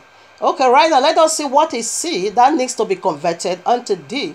Revelation 17:1. And there came one of the 7 angels, which are the 7 vials, and talked with me, saying unto me, come hither, I will show unto thee the judgment of the great hall that sitteth upon many waters. All right, now we go to 15. We are going to see what that water is. The sea. That's what we are looking into. The mystery of the sea that needs to be converted. Where this glory is raising on you. Nutritional nourishment. Then I read 15. And he said unto me, the waters which thou sawest, there where the horse sitteth, are peoples, and multitudes, and nations, and kingdoms. These are what is going to be converted unto thee. This is what is going to be bowed down themselves, just as they did to Joseph, unto thee. Because of this unique glory, Abba Yahuwah used it to bring down here on earth. They are going to recognize it. Abba Yahuwah has never uttered the secret, not at all. Nutritional nourishment. It is my time for nutritional nourishment. Nutritional nourishment. Abba Yahuwah, he will do it. He said their queens and their kings, they are going to bring you silver and gold. You can see First Kings chapter 10, how Queen of Sheba, and we also see Sheba over here. She was a queen of Sheba. How she really brought these things unto King Solomon. I'm not going to read that. It's a commentary. I use it to comment on this very place I just read. Worry about the forces of the Gentiles. What does that go for? The forces of the Gentiles simply represent their strength. They are coming right away to serve you with all their strength, with all their power. The forces, their mighty man is coming to bow down to acknowledge you that you are a unique 1, that you are the glory of Abba Yehovah when Abba Yehovah releases this on you. He said, they shall bring gold and incense. Incense simply means a perfume. We see that from the case of just Joseph. And they shall show forth the praises of it. They are going to talk about it. Ari 7, all the flocks of Kadesh shall be gathered together unto thee. The ram of Naboth shall minister unto thee. They shall come up with acceptance on my altar, and I will glorify the house of my glory. Okay, now we'll go for, it's still talking about wanting the glory of the Gentile, the wealth of the strength. The Gentile is going to serve for all eternity with all their strength. Rejoicing, celebrating heaven, who has brought them close to you. 9, surely the east shall wait for me, and the ships of Tarshish first to bring thy sons from far, thy silvers and their gold with them, unto the name of Yehovah thy Elohim, and to the Holy One of Israel, because he hath glorified thee. Tell me, when Abba Yehovah glorify you, tell me who is not going to hear of it. When he did it to Joseph, we all heard of it. 10, and the sons of strangers, okay, and the sons of strangers shall build up thy walls, and their kings shall minister unto thee. For in my... Okay, let me stop it there, because I would like to take a commentary also for the sons of strangers. Who are the sons of strangers? Is going to be ministering unto you. They are kings, they are queens. You see, keep repeating what it is set, a matter that is settled. That this very Isaiah 60, it has to do with the Yisrael, the resurrection of the Yisrael, the promised kingdom of Yisrael. This is what all about, because we are being scattered in the four corners of the earth. That is why I keep saying they are going to bring you back home. They are bringing you back home. They are bringing you back home, okay? So right now, let us take a commentary. So right now, what did he say? The sons of strangers. So we are going to say, we know stranger is another word for Gentile anyway. We know that. So, but when they come to you, we are taking the commentary over here also in Yeshua, Isaiah 56, 1-8. You can read it, but I'm just taking it from 3 for the sake of time. Neither let the sons of the strangers that hath joined himself to Yehovah speak, saying, Yehovah hath utterly separated me from his people. Neither let the eunuch say, behold, I am a dry leaf. Okay. For thus saith Yehovah unto the eunuchs that keepeth my Shabbats, choose the things that please me, and take hold of my covenant. Even unto them will I bring in my house, and with my words a place and a name better of a son. He's talking about those who deny, marriage for him, the eunuchs, okay, and the Gentile, the sons of strangers, and also the sons of the strangers that join themselves to Yehovah, to serve Yehovah and to love the name of Yehovah, to be his servants. Everyone that keepeth the Shabbat from polluting it and take hold of my covenant, even them will I bring to my holy mountain. He's talking about the last day resurrection, okay, the things of the kingdom. You can go through all. I just want to prove a point. The sons of the strangers, when they consider they are going to build your wall, that is, they are going to be your laborer. They are going to be your servant, house boy and house girl for you. By so doing, they are serving Yehovah because they saw a great light in you. That light, through that light, they themselves also is being saved, being brought into the kingdom through that light that shone through you, or that glory Abba Yehovah bestowed on you. They themselves also repent and get life in Yahushua HaMashiach. So now the leftover part in verses 10. We see what their kings, he said they are going to minister unto you, and how they are going to minister. We will get this in a broad light, in a very more clear way. What the Gentile is going to do for you in the kingdom. For in my wrath I smote thee, but in my favor have I had mercy on you. Okay, we get a commentary also. Here I am, Isaiah 54, 7-8. I read, for a small moment have I forsaken thee, but with great mercy will I gather thee. In a little wrath I hid my face from thee for a moment, but with everlasting kindness will I have mercy on thee, saith Yehovah thy Redeemer. Okay, so we go to Isaiah again. We are dealing with the second alphabet of this word called AND. Nutritional nourishment. Okay. Now verses 11. Isaiah Yeshayahu 60. Therefore thy gates shall be open continually, they shall not be shut day nor night, that man may bring unto thee the forces of the Gentiles, and that their kings may be brought. He's talking about a gate. So right now when you go to Revelation 3:7, Messiah said, the door I open, no one can shut. Okay, and Abba Yahweh said, this door that I've already opened is about to be manifested in these last days. He said no one can shut it. It's going to be open for all eternity. And what did he open for?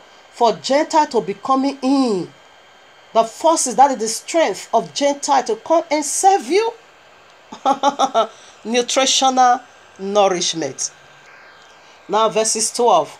For the nation and kingdom that will not serve thee shall perish. Yea, those nations shall be utterly waste.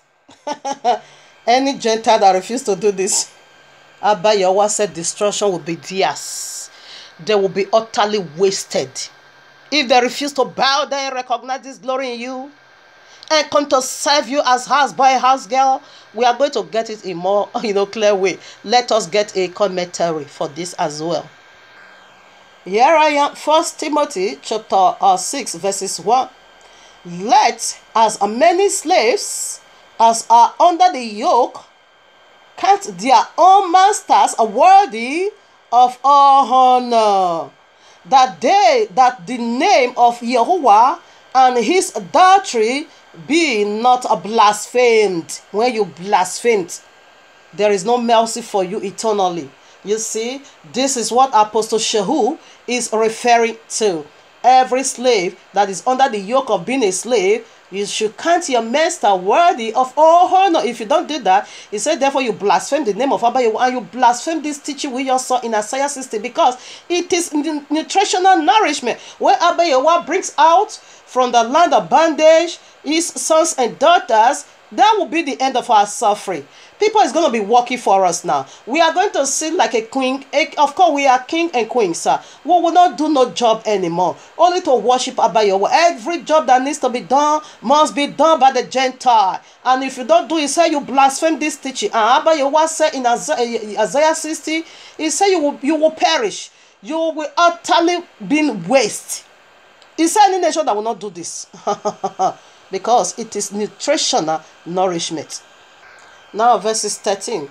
The glory of Lebanon shall come unto thee, the fair tree and the pine tree and the bust together, to beautify the place of my sanctuary, and I will make the place of my feet glorious. Let's get a commentary for this.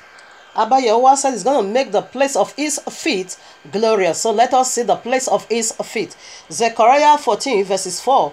And his feet shall stand in that day upon the Mount of Olives, which is before Jerusalem on the east, and the Mount of Olives shall cleave in the midst thereof, towards the east and towards the west, and there shall be a very great valley, and half of the mountain shall remove towards the north, and half of it towards the south. You see the place of his feet? He said he's going to make it glorious. I don't buy this nonsense, Jesus, okay? You know, your Bible, English Bible, is being translated, okay? I just want to throw that in. You see? So the place of his feet glorious over here is talking about the third rapture, the third coming, or the third appearance of King Yahushua HaMashiach, the third coming of his son. He said it's going to be so glorious. You know, he has first coming, he has second coming, and he has third coming. The third coming is the last coming, okay? The second coming is in the cloud. His feet is not yet landed the land, or is not yet landed his feet on the ground. No, it is in the hell. The very one, I think Thessalonians, 1 Thessalonians, so let me check it out. Yes, 1 Thessalonians, chapter 4, where is it? Chapter 4, yeah. Chapter 4, 14 to 17. That this is the second coming of Yahushua HaMashiach. This is his second coming. His second coming is in the cloud. It's going to appear in the cloud. He said, then we that is alive will cut up with him in hell. So we are going to stand in the cloud. That is his second coming. His second coming is not in the land yet. Here, I can also call it the second coming of Yahushua HaMashiach, a free country where anti-Messiah is not going to enter. I can also call it that way, but not in Jerusalem at all.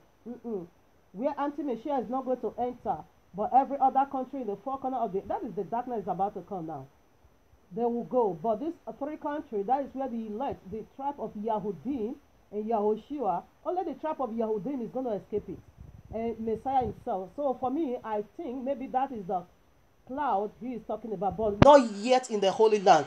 The Holy Land is going to be the third coming of him. That is where he's going to glorify his feet. We see here, because Isaiah 16 is talking about resurrection. So you can also see Revelation 3 verses 9 for that. Only the tribe of Yahudim will not go through that tribulation. Okay, so that is, to my own personal, a view, that is the place I am seeing as the cloud, which is the second coming of Messiah. So the third one, his feet will land where he has sent up, eastern gate. That is where his feet go to come back again. That is where his feet will land the earth. Okay, for 1,000 reign of east. Okay, there will begin the 1,000 reign of King Yahushua HaMashiach. So right now I read verse 15. Whereas thou hast been forsaken and hated, so that no man went through thee, I will make thee an an eternal excellency, a joy of many generations. Let's get a commentary. I'm sorry, I'm supposed to read 14 or 15. The sons also of them that afflict thee shall come bending unto thee, and all they that despise thee shall bow themselves down at the sole of thy feet, and they shall call thee the city of Yahuwah, the Zion of the Holy One of Israel. Let's get a commentary. Those that despises you, those that afflict you, he says he's going to make them to bow down at the sole of your feet. And they will call you the city of Yahuwah. And the sons, here I am, Genesis, Bereshit, okay? Bereshit is Genesis, chapter 42, verses 5 to where? Maybe 7. I read. And the sons of Israel came to buy corn among those that came, for the famine was in the land of Canaan, and Joseph was the governor over the land, and it was that sold to all the people of the land. And Joseph's brethren came and bowed down themselves before him with their face to the earth. Okay. That is why I want to prove. I don't waste time. You can, you help me to do the other ones. You see, they despise him, they mocked him, and call him, here cometh the dreamer. They afflict him for a whole 30 years. He was in prison. Wicked household demons. That is wicked household demons. But he now made them to bow down. This is the second letter of this word called and nutritional nourishment. They bow down to the ground. Another commentary from Revelation 3:9. Behold, I will make them of the synagogue of Satan, which said they are Yahudims, and are not, but do lie. Behold, I will make them to come and worship before thy feet, and to know that I have loved thee. He said they are going to call you the city of Yahuwah. You can see Matthew 5, I think 40 for that. A house built on top of a hill can never be hidden. You are the city built on top of a hill. You are the light that lighting up every darkness in the family. That was Yosef, and that is me also. I declare it upon myself.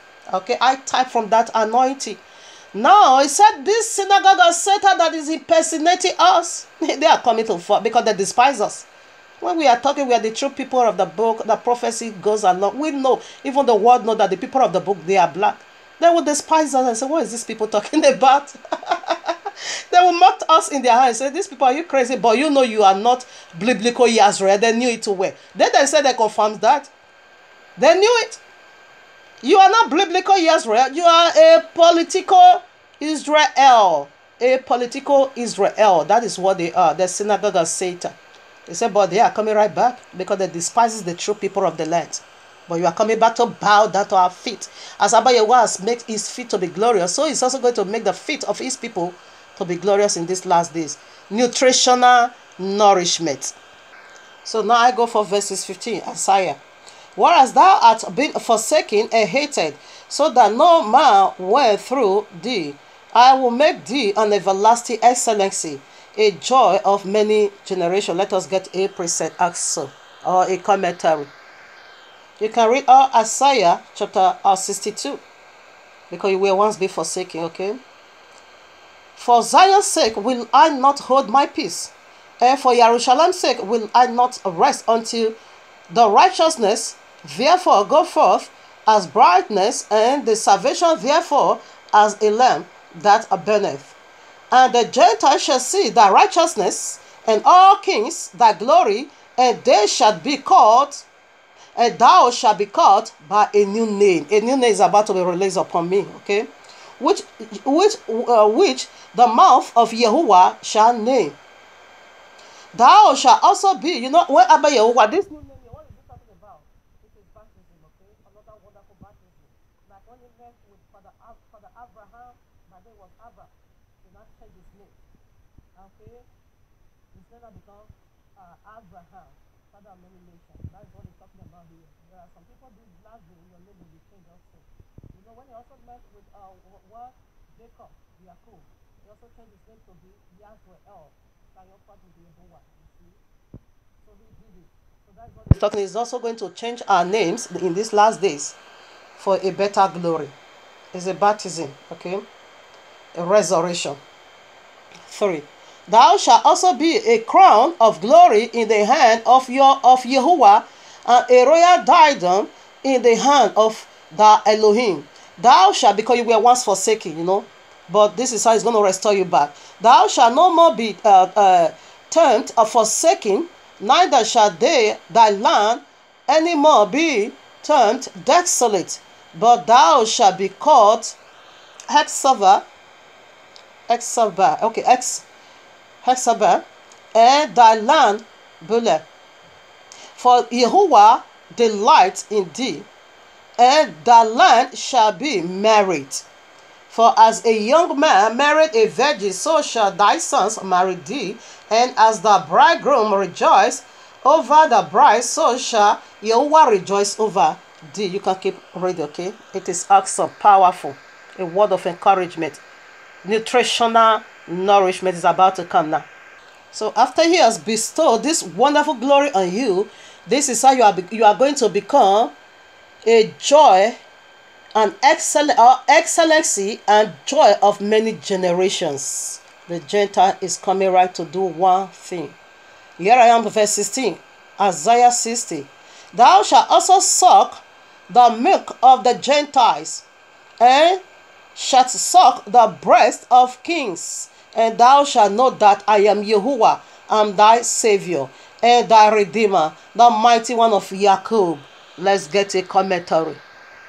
You know, according to the word of Abba Yehovah, milk simply represents the word of Abba Yehovah. Okay, milk is represent the word of Abba Yehovah. So right now, say you are going to be sucking in the milk of the Gentiles and their king, their breast, okay, nourishment, okay. How is Gentiles going to be ministering now unto you? They are going to be ministering to you. That is the word. Right now, here I am, Yeshayahu, Isaiah 14, verses 1 to 2.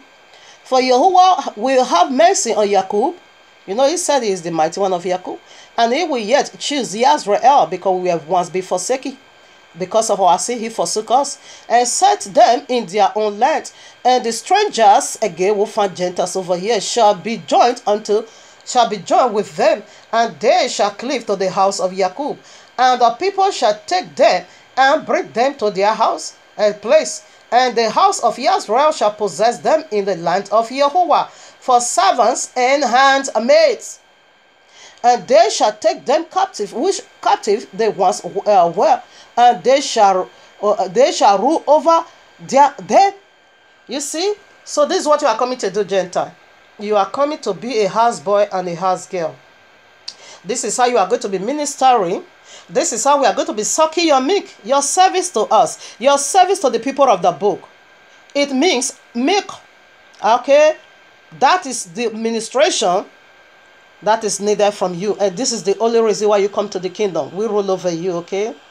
Bow in glory and in honor.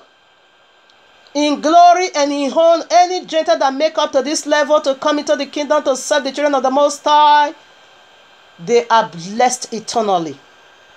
Now I read verses 18. Yeshayahu 60 verses 18. Violence shall no more be heard in thy land, wasting nor destruction within thy borders. But thou shalt call thy words salvation, and thy gates praise. Let's get a commentary also. Your words shall be called salvation. Your word that shall be called salvation simply means the Ruach HaKodesh. You are going to be drawing out water, just like Messiah said to that woman. If you drink the normal water, he said, you die. But anyone who drink the water I'm going to give unto that one, he shall live for eternity. We shall not die. So your words over there is talking about the Ruach HaKodesh. You shall call your word salvation. You will draw water out of the well of salvation. Okay? So here I am, Yeshayahu 11, 6-9. The wolf, because it said no more confusion anymore, no more sorrow, no more pains. Everything is being wiped out, because it makes all new. It is restoration, nutritional nourishment. The wolf also shall dwell with the lamb, and the leopard shall lay down with the kid, and the calf, and the young lion, and the fatling are together. And a little child shall lead them, and the cow and the bear shall feed their young ones, shall lay down together, and the lion shall eat a straw like the ox, and the sucking child shall play on the hole of the asp, and the weaned child shall put his hand on the carcass tree. Then they shall not hurt nor destroy in all my holy mountain. Did you get that? For the earth shall be filled with the glory of Abba Yehovah. For the earth shall be full of his knowledge, full of the knowledge of Abba Yehovah, as the water cover the sea. It is nutritional nourishment at the end. Now we read 19. We are almost done, okay? The sun shall not be the sun shall not be no more the light by day, neither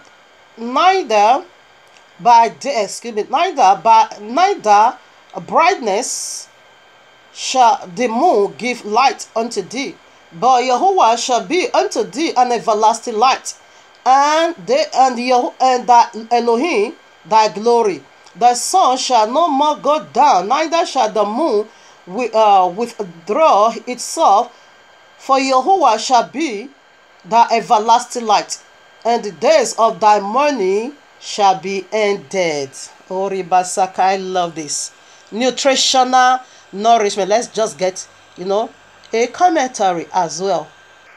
Here I am, Revelation 22, verses 5. And there shall be no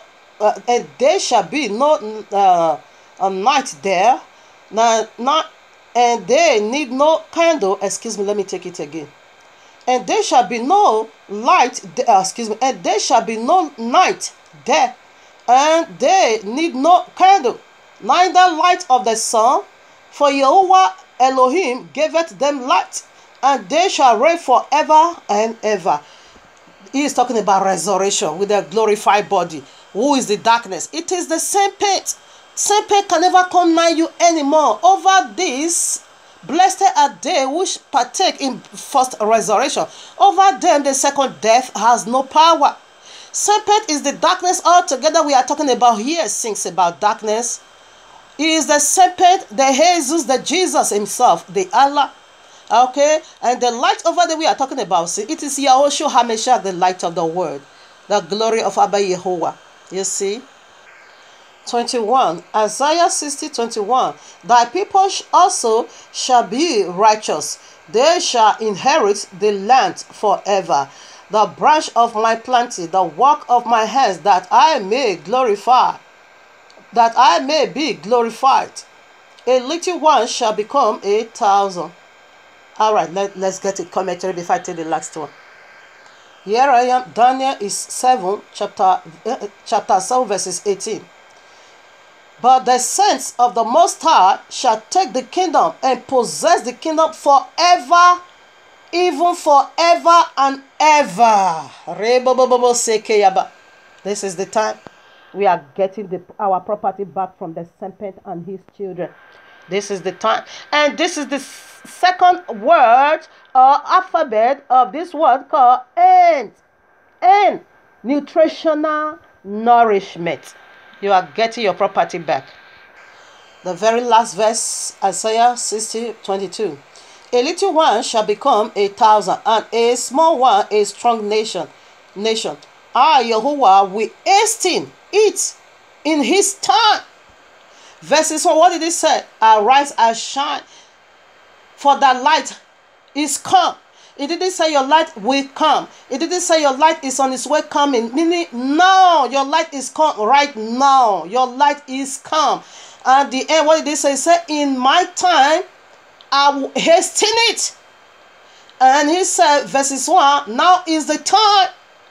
Arise and shine, for the light is come. Is come right now. Is come. Now your light shall come. Now your light will come. Or no, your light has come. It's come down.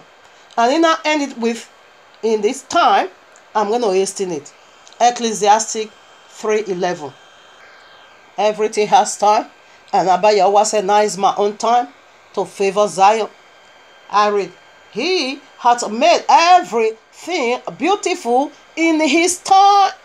Also he hath set the word in their heart, so that no man can find out the work that Yahuwah maketh from the beginning to the end. Now is the end. The second alphabet of this word called N. N is simply go for nutritional nourishment. It's fully loaded, fully loaded. This is my glory, people. So now we are going to take a picture, or let's get a picture background from the people that also went through this nutritional nourishment after suffering. The end of it was to be nourished. Queen Hadassah, the one you call Esther. If you check out Hadassah chapter 2, verses 7, you are going to see her real name over there. She is being called Hadassah. Esther, it is Babylonian name. So I call her by her real name. Now I read Hadassah chapter 2, verses 17. When you check verses 7, you will see her real name over there. Okay, she's been called Hadassah. 17. You know, she was a slave. Okay, you know, being carried away into the land of bondage.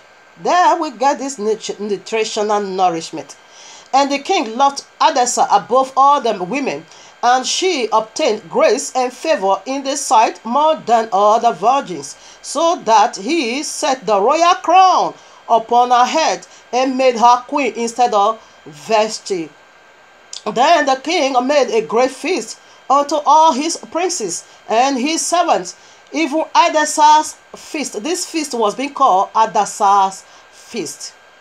And he made a release to the previous and gave gifts according to the state of the king. Nutritional nourishment. She lost her father, no murder. She was an orphan. Everybody died. Mordecai, you know, do the job. She now become a queen. We get another nutritional nourishment. At the end, it is glorious, okay? Hadassah again, chapter 6 to 11. So Emma came in, and the king said unto him, what shall be done unto the man whom the king delights to honor? Now Emma thought in his heart, to whom would the king delight to do honor more than myself? And Emma answered the king, for the man whom the king delight to honor, let the royal apparel be brought which the king used to wear, and let us that the king ride upon, and the crown royal which is set upon his head, and let this apparel and horse be delivered to the hand of the one of the king's most noble princes, that they may array the man with whom the king delight to honor, and bring him to Hushback through the streets of the city, and proclaim before him, thus shall it be done to the man whom the king delight to honor. And then the king said to Haman, make haste. In this time he will hasten it. Make haste, and take the apparel and the ox as thou hast said, and do even so to Mordecai the Yehudi, that sitteth at the king's gate. Ordinary gate man now becomes second in command. Let nothing fall of all that thou had spoken. Then took Haman the apparel and the ox, and arrayed Mordecai, and brought him on a horseback through the streets of the city. Abaya, what thou art in secret. You are a city built on top of a hill. All eyes must see you, and this eye is doing it. And proclaim before him, thus shall it be done unto the man whom the king delight to honor. He did it throughout the city. Okay? Yes, nutritional nourishment. Here I am, chapter 8, Adasa chapter 8, verses 2. We are looking into nutritional nourishment. And the king took off his signet, his ring, which he had taken from Haman, and gave it unto Mordecai. And Adasa set Mordecai over the house of Haman. So we go now to the last very place. Now verses 15. And Mordecai went out from the presence of the king in royal apparel of blue and white, and with a great crown of gold, and with a garment of fine linen and purple. And the city of Shushan rejoiced and was glad. A city built on top of a hill must be seen by us. People, this is the mystery of this second word called end. The second alphabet of this word called end. Simply go for nutritional nourishment. After long suffering, there is joy in the house. So we proceed now to the last alphabet, which is simply D. What did D go for? Double glory. That's it. Double glory. The glory of the former and the latter rain. Double glory. Double. That there my father keeps saying to you people. So scripture to validate this. Double glory. Everything a double. Na double, everything a double, yeah. Is double. So right now, scripture to validate this. Isaiah 61 verse 7. Joel 2. Okay, let me be ready. No need to be calling it. I read Isaiah Yeshayahu 61 verse 7. For your shame ye shall have double, and for confusion they shall rejoice in thy possession. Therefore in thy land they shall possess the double. Everlasting joy shall be upon thee. It is double. This is this word called end, people. And it is double glory. Here I am, Job 42 verses 10 to 12. I read, and Yahuwah turned the captivity of Job when he prayed for his friends. Also Yahuwah gave Job double as much as he had before. He gave it double blessing. You can count all the blessing over there. Now I read 12 for the sake of time. So Yahuwah blessed the latter end of Job more than his beginning. For he had 14. Okay, he's still counting the blessing. It's double blessing. Okay. Everything now double. So I read, here I am, Job chapter 2. I take it from 23 to 32. Be glad then, ye children of Zion, and rejoice in the land, and rejoice in Yahuwah your Elohim, for he hath given you the former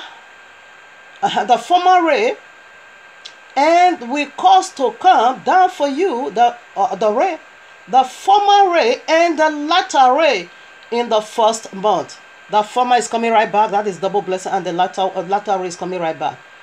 And the floor shall be filled of winds, and the fat shall overflow. overflow with wine and oil.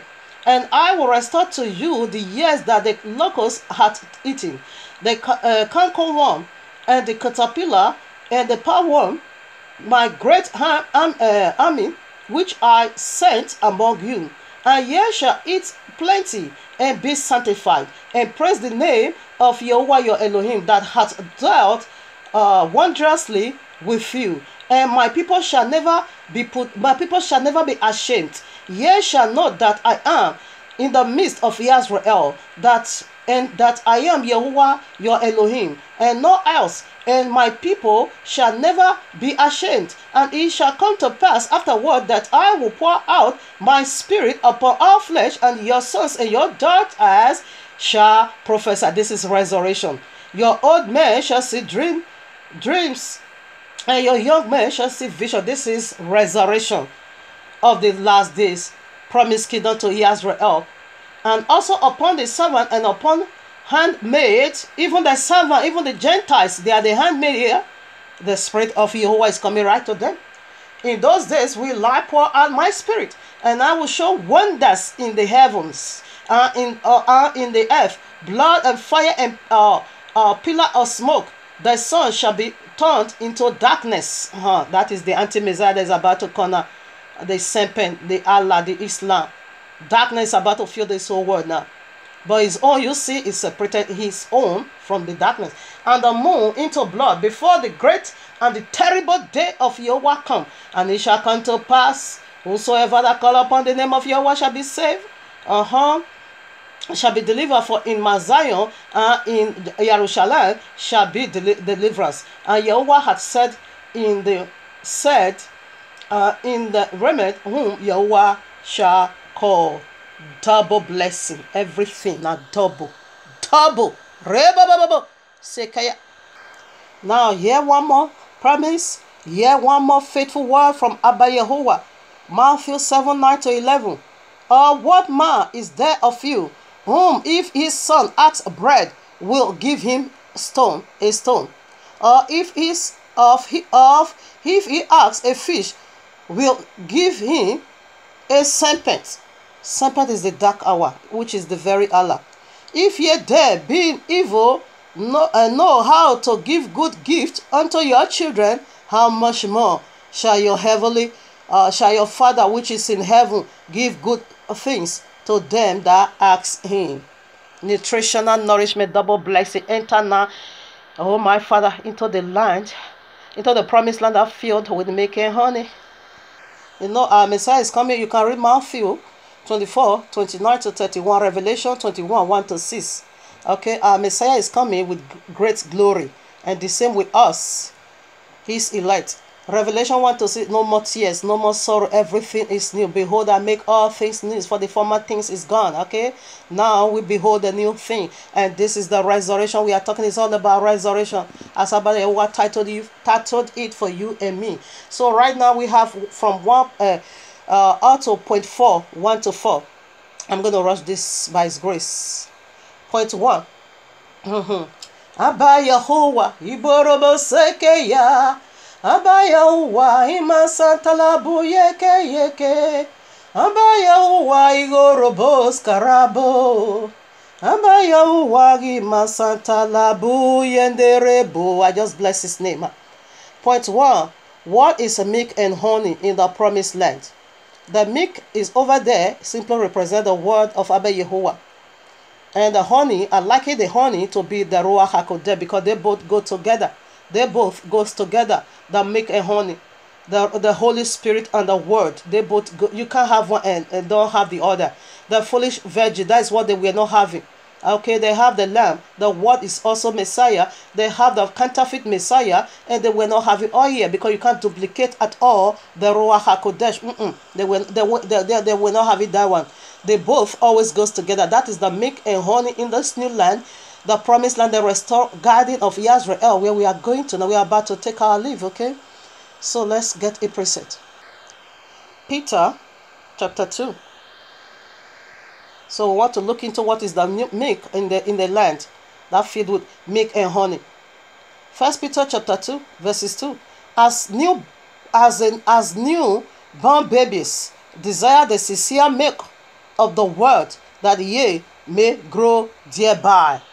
Desire the word of Almighty for you to grow by, and that is right in the Holy Land. Because in this land, the world is King Yahushua. The Ruach HaKodesh, which is the honey, it is the Ruach HaKodesh. They both is in this land of milk and honey. They are the milk and they are the honey. Okay, Yahushua is the milk and Ruach HaKodesh is the honey in this promised land. Here I have 1 Corinthians 3:2. I have fed you with milk and not with meat. For hitherto ye were not able to bear it, neither ye now are ye able. Okay, the hypocrite, they don't want to be born again. Okay, he said, I give you a milk. John 3:16 is the milk. The revelation, the vision, that is the honey, that is the strong, that is the meat. The milk, it is the word. John 3:16. As it takes now, we just read it. That is the milk. But the revelation, the strong meat, that is the honey. They both goes together. So we have proved the milk. Later we'll prove the honey. Hebrew 5:12 to 14. For the time ye ought to be teachers, ye have need that one teach you again, which be the first principle of the oracle of Yahuwah, and are become such as have need of milk, and not strong meat. Strong meat is the vision, which is the honey. For everyone that useth milk is unskillful in the word of righteousness, because the both must go together. You must have the word, you must have the revelation. For he is a baby. A baby drink milk. A baby, a believer, only go by the Bible say. No, you need to go to revelation. Revelation is personal relationship with Yahuwah. But strong meat belongeth to them that are of full age. Okay, I will take this when I come to the milk, the meat, the honey. Okay. Yeah, let me just read it all together. It's all the same. I'm proving the two together. Okay. But strong meat belong to them that are of full age, even those who, by reason of use, have their seasons excited to discern both good and evil. That is the honey. Okay. Okay, here I am, John 16. I read from 12. I have here is Messiah talking. I have. Okay, let me take it from 7. Let me read 7. Nevertheless, I tell you the truth, it is expedient for you that I go away. For if I go not away, the Comforter will not come unto you. But if I depart, I will send him unto you. And when he is come, he will reprove the world of sin, and of righteousness, and of judgment. Of sin, because thou believe not on me. Of righteousness, because I go to my Father, and ye see me no more. Of judgment, because the prince of this world is judged. I have yet many things to say to you, but ye cannot bear them now, because they were still a baby. This vision, this one is not be given for vision. Now, the Ruach HaKodesh, which is the honey, he is the one that owns this part. Howbeit, when the Spirit of truth is come, he will guide you into all truth. For he shall not speak of himself, but whatsoever he shall hear, that he shall speak, that shall he speak, and he shall show you things to come. That is the visions and revelation, the strong meat. Okay?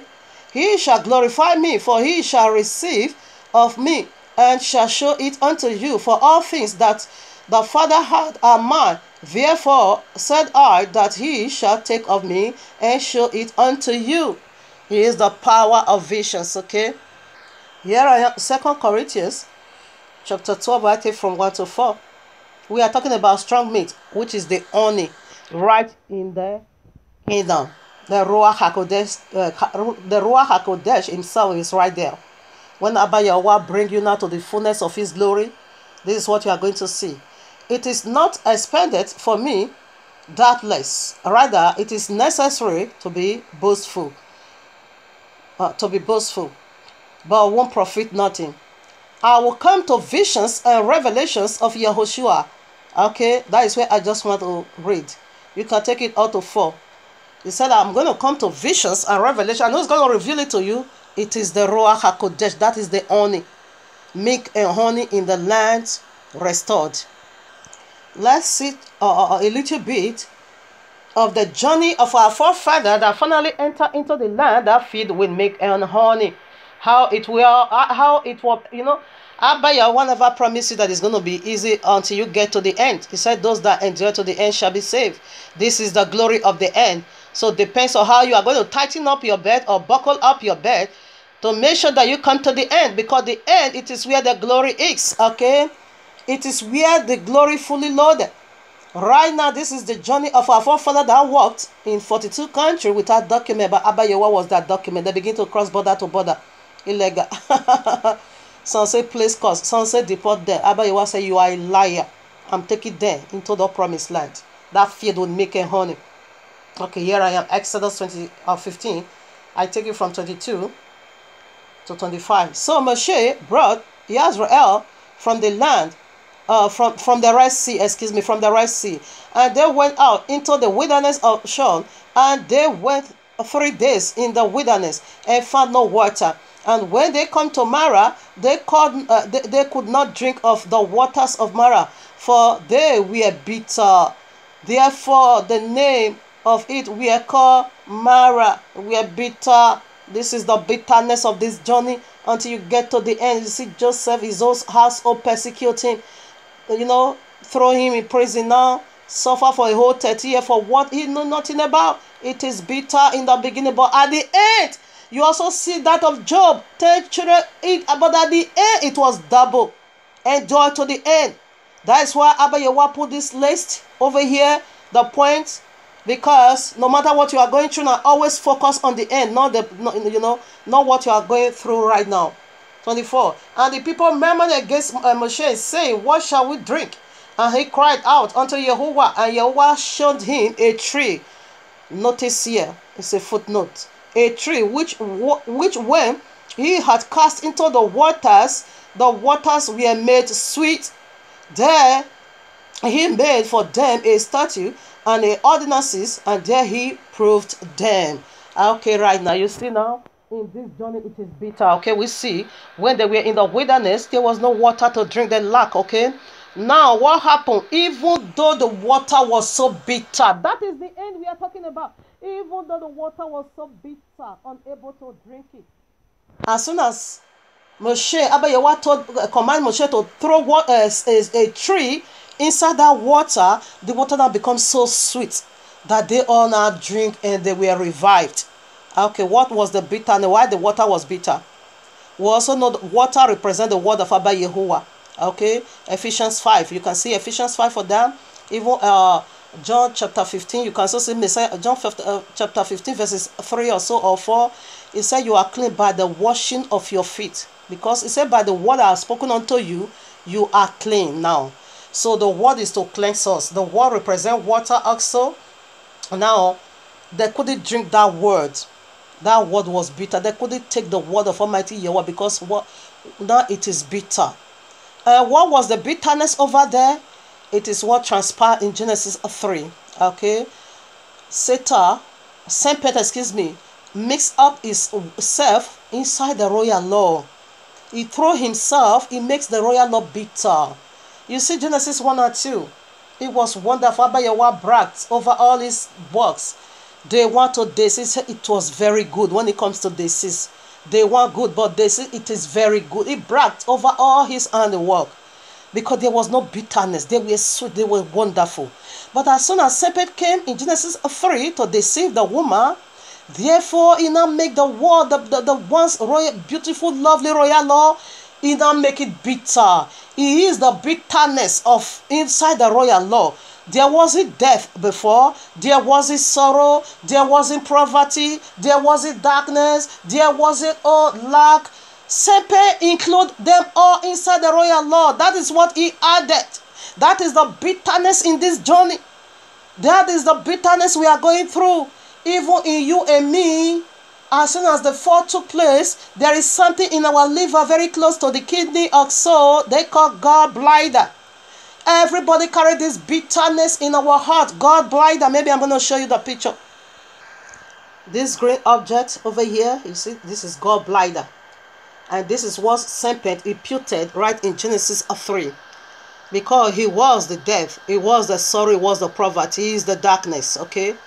That is the sorrow, that is the bitterness. Every living thing, both animal, human, we carry this bitterness in our, very close to the kidney. You see, this is what the serpent included, gallbladder. So that is the bitterness you and me is going through before we come to the end.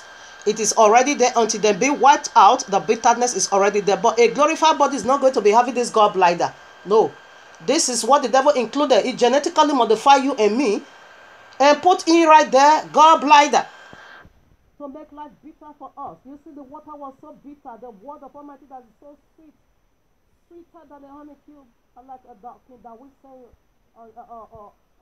Psalm 90. But it now becomes so bitter.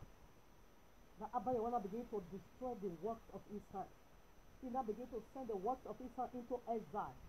This is the gallbladder, the bitterness of life. So, before your life can be sweet, this bitterness need to play a part, okay? But endure to the end. That's what we are talking about here. You see, that water was so bitter, they couldn't drink of it. They couldn't handle the word of Almighty Yahweh. It was so harsh. It was full of hunger due to what the serpent did, right in Genesis 3. He make Abba Yahweh to see iniquity. A holy eye that men not to see evil, now begin to see evil. He defied a woman, a married woman. He was so outrageous that Abba Yahweh couldn't handle it.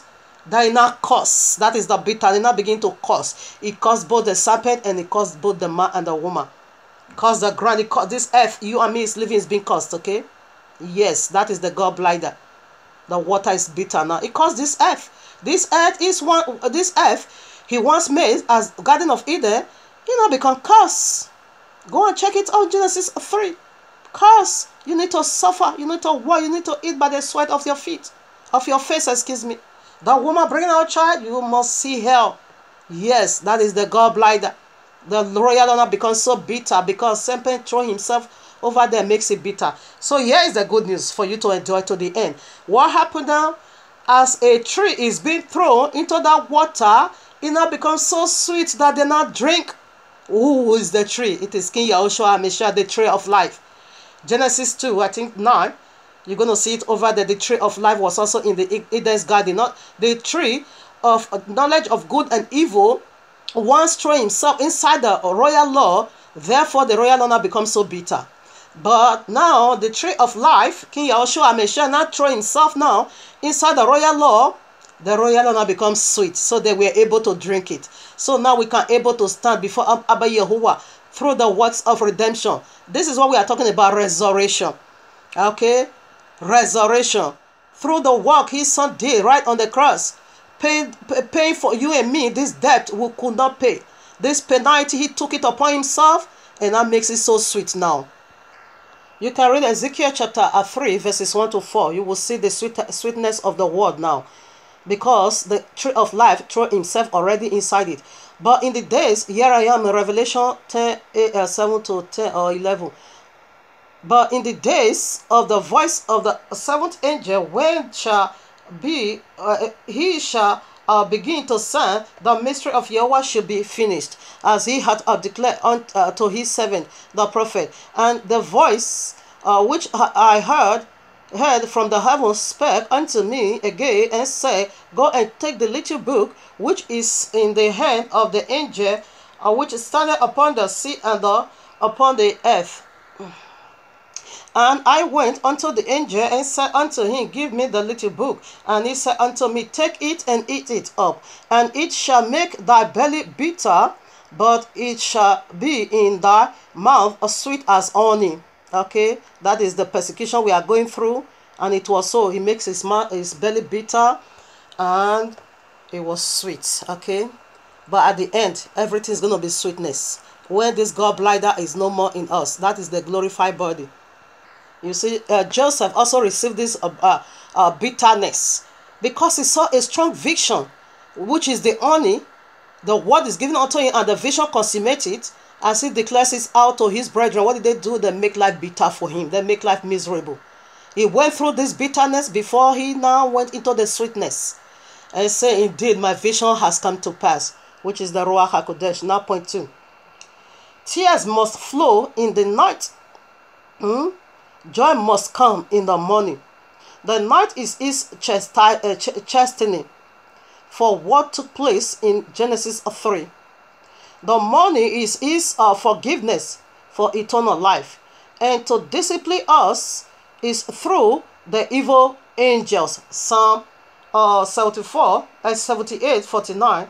1 Samuel 16, 14-15.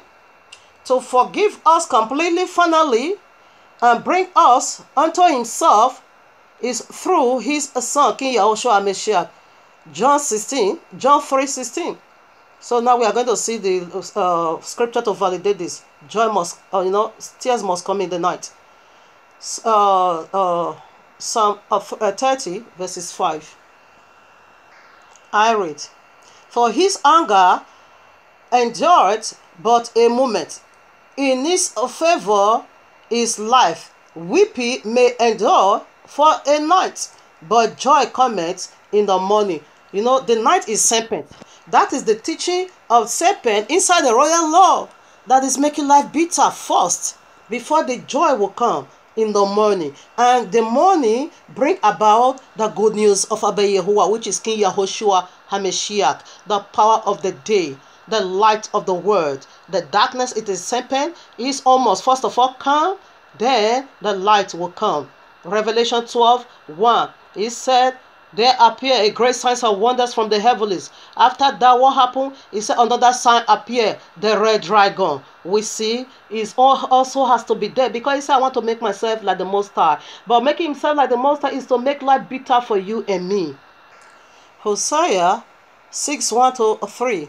Come and let us return. Come and let us return unto Yahuwah, for he hath turned, and he will heal us. He hath smoten, and he will bind us up. After 2 days he will revive us. In the 3rd day he will raise us up, and we shall live in his sight. Then shall we know, if we follow on to know Yahuwah, his coming forth, prepare as morning, and he shall come unto us as the ray, as the latter and the former ray unto the earth. You see, day 2. Messiah is being gone away into heaven now. 2,000 years. There is 1,000 years, 2,000 years. On the 3rd day, he's going to revive us. That is the seventh. That is the millennium. That is the 7,000 years. When he returns, he's going to heal us. He's going to revive us. He's bringing back us a former and the latter ray. Okay, because of our sin. Yeah, our forefather commit adultery with the serpent that bring about this gallbladder. That is the darkness of the night that must come, and joy will come on the 3rd day, which is what is about to come now in our lives. Here I am, Hebrews chapter 12, 1-11. Wherefore, seeing we also are compassed about with so great a cloud of witnesses, let us lay aside every weight and the sin which doeth so easily beset us, and let us run with patience the race that is set before us, looking looking unto Yahushua, the author and the finisher of your faith, who for the joy that was set before him endured the cross, despising the shame, and he is sit down at the right hand of the throne of Yahuwah. For consider him that endures such contradiction of sinners against himself, lest ye be wearied and faint in your minds. Ye have not yet resist unto blood, striving against sin, and ye have forgotten the exhortation which speaketh unto you as unto the children. My son, despise not thou the chastening of Yahuwah, nor faint when thou art rebuked of him. For whom Yahuwah loveth, he chasteneth, and scourgeth every son whom he received. If ye endure chastening, Yahuwah dealeth with you as with a son. For what son is he whom the Father chasteneth not? But if ye be without chastisement, wherefore all the partaker partakers, they are ye bastards and not sons. Furthermore, we have heard further of our flesh, which correct us, and we gave them reverences. Shall we not much rather be in submission unto the Father of our spirit, and live? For they verily for a few days chastened us after their own pleasure, but he for our own after their own pleasure, but he for our profit, that we might be partakers of his holiness. Now, no chastening for the present seemeth to be joyous, but grievous. Nevertheless, afterward it yield the appreciable fruits of righteousness unto them which are exercised thereby. You see, this is the end of point 2. We are going to point 3 right away. Point 3 also goes like this: the shame and suffering you have been through or still going through is not worthy to its eternal crown of glory. As we see already, the end justify all things. The end is glorious, okay? Don't faint on the way. Don't give up. Strive to the end, that you may acquire this wonderful glory fully loaded for you in the end. Romans chapter 8 verses 18, I read, "For I reckon that the sufferings of this present time are not worthy to be compared with the glory which shall be revealed in us at the end." This is what we are fighting for, the glory of the latter days. Here we are, 2 Corinthians 4:17. "For our light affliction, which is but for a moment, work for us far more exceedingly an eternal weight of glory." The discipline we are going through now, the gallbladder serpent add into this journey, is only served for a moment. But the glory is going to reveal at the end. You see it already, this 3 letter. Enter into the promised land filled with milk and honey. And nutritional nourishment. The double blessing, you see it already. So it's something worth dying for. Okay, I read now 1 Corinthians 15:36.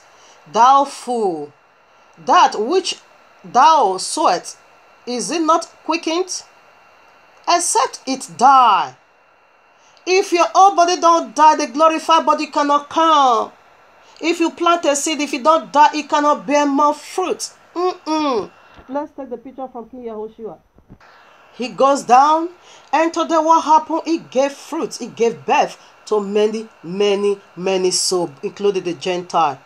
You have to go down first, okay? For you to come to this glory, you will see Joseph go down, Mordecai go down, Adasa go down, Father Abraham go down. Every one of them go down to receive this unique glory. Here I am, Romans 6:4-11. "Therefore we are buried with him by baptism unto death, that like as Yahushua was raised up from the dead by the glory of the Father, even so we also should walk in newness of life. For if we have been planted together in the likeness of his death, we shall also in the likeness of his resurrection." We are talking about resurrection, okay? Is the end of the matter. "Knowing this, that our old man is crucified with him, that the body of sin might be destroyed, that henceforth we should not serve sin. For he that is dead is free from sin. Now if we being dead with Yahushua, we believe that we shall also live with him, knowing that Yahushua being raised from the dead, death no more. Death has no more dominion over him. For in that he died unto sin once, but in that he liveth unto Jehovah. Likewise reckon ye also yourself to be dead indeed unto sin, but alive unto Jehovah through Yahushua HaMashiach. You see, you need to go down first. Sin must take you down. Okay? That is the gallbladder. It must first make life miserable. It must get you down. In other words, for the new you to come out, the old you must go down with sin and be buried. And when you resurrect with the newness of Yahushua, No more of that nonsense anymore. You live now like an angel. And that is the end of the matter. You can read Colossians 2, 9 to 14 in your quiet time. So we go to the last point 4. The end of the wicked. That's what we're about to see now, because they also have an end. Of course, they have end. Okay. Point 4, end of the wicked, the ungodly. So we go now with first letter. They also have this 3 alphabet also with them. Of course, they go for the both side. So now E. We start with the first letter E. What did E go for? The end of the wicked. What did he go for? He simply go for expel from heaven and earth into eternal exile. The wicked will be expelled, just as they will be expelled from heaven, also from earth, down to eternal exile. That is the place of the wicked. That is the end of the wicked. So we go for scriptures. Here is that of the wicked. Revelation 47, saying with a loud voice, fear Yahuwah and give glory to him, for the hour of his judgment is come. Just as it said in Isaiah 60, arise, shine, for thy light is come now. And that of the devil, what did he say? The serpent, what did he say? He said, for the judgment is come. He said the hour of his judgment is come. And worship him that made heaven and earth and sea and fountains of water. The time of judgment of serpent is come, just like the glory of Yahweh is come. Here I am, John 12:31. Now is the judgment of the world. Now shall the prince of this world be cast out. What is the first letter of this end of the wicked? Expel. Expel from the earth, from the heavens, as they are being already expelled from the heavens, expel from heaven and the earth into eternal exile. He said now is the time to cast them out. And we know where they are going to be thrown into. Revelation 12:7 to 11 or 12. And there was war in heaven. Michael and his angel fought against the dragon, and the dragon fought and his angel, and prevailed not. Neither was their place found any more in heaven. And the great dragon was cast out, that old serpent that called the devil and Satan, which deceived the whole world. He was cast out into the earth, and his angels were cast out with him. And I heard a voice saying, I heard a loud voice saying in heaven, now is come. You see again, now is come salvation and strength, and the kingdom of Yahuwah, and the power of his Yahushua. For the accuser of our brethren is cast down, with which accused them before Yahuwah 19 days, and they overcame him. Okay, it's okay now. You can do the finishing. Don't dare my father. Expel out of heaven and earth into eternal exile. That is the end of serpent and his children. You can read Matthew 25:31 to 36, and you will see how they are going to be cast out. And you see how Michael cast him out of heaven. He expelled him out of heaven. The same way he's going to cast him out of this earth. To where? Revelation 20. To the abyss of fire. Now the second letter is N, isn't it? What did they go for? Simply go for no mercy at all. No mercy. Expel the wicked. No mercy. Okay, that is the second letter of this word called end. It is the end of the wicked. This is the version of the wicked. The first one we see it already. The second one simply go for no mercy. Revelation 9, 1 to 6. Okay. You can read Revelation 1 to 6, but I just want to read verse 5 for the sake of time. And to them it was given that they should not kill them, but that they should be tormented 5 months, a month. And their torment was as the torment of a scorpion when he strike a man. And in those days shall men seek death, and shall not find it, and shall desire to die, and death shall not flee from them. That is torment before you will die like Ebola. It will torture you. No mercy. I read Revelation 14, 9 to 11. And the third angel followed them, saying with a loud voice, if any man worship the beast and his image, and receive his mark in his forehead or in his hand, the same shall drink of the wine of the wrath of Yahuwah, which is poured out without mixture into the cup of his indignation, and he shall be tormented with fire and brimstone in the presence of the holy angels and in the presence of the Lamb. And the smoke of their torment ascended up forever and ever. They have no rest day nor night. Who worship the beast and his image, and whosoever receiveth the mark of his name. No mercy. That is second letter, the end of all things, wicked. No mercy. Here I am, the book of Yeshua 6, 13 to 26, but I'm taking it for 15 for the sake of time. And Noah and his household and all the living creatures that were with him came into the ark on account of the waters of the flood. And Yahuwah shut him in. And all the sons of men that were left upon the earth became exhausted through evil on account of the rain. For the waters were coming more violently upon the earth, and the animals and the beasts were still around the ark.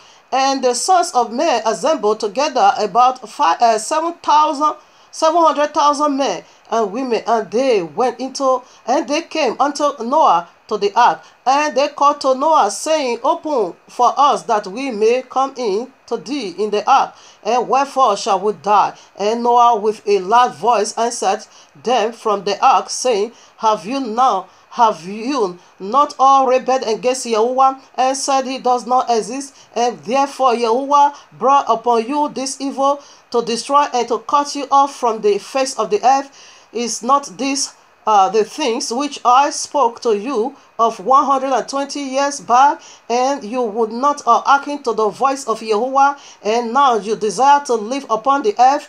And they said to Noah, we are ready to return to Yahuwah. Only open for us that we may live and not die. And Noah answered them, saying, behold, now that ye see the trouble of your soul, you wish to return to Yahuwah. Why did you not return during those 120 years which Yahuwah granted you as a determined period? But now you wish to come. Now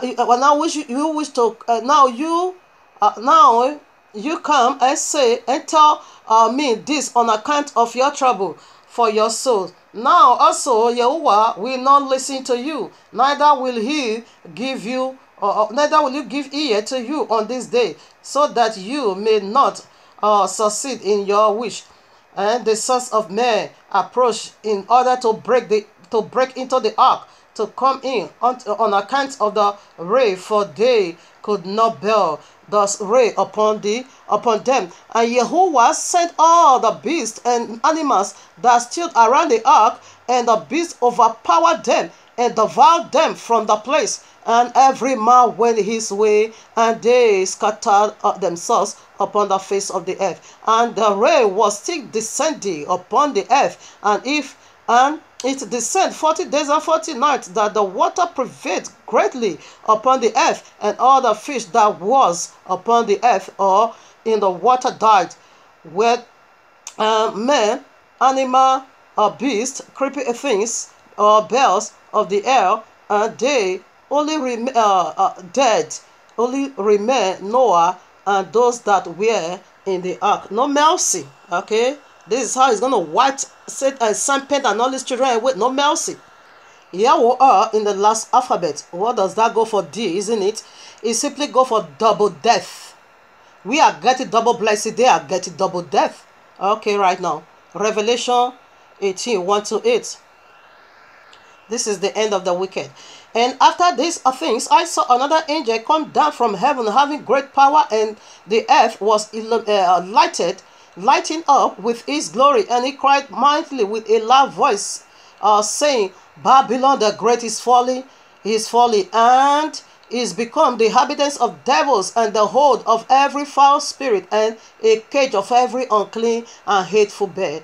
For all nations have drunk of the wine of our wrath, of our fornication, and the kings of the earth have committed fornication with her, and the merchandise of the earth was rich through the abundance of her delicacies.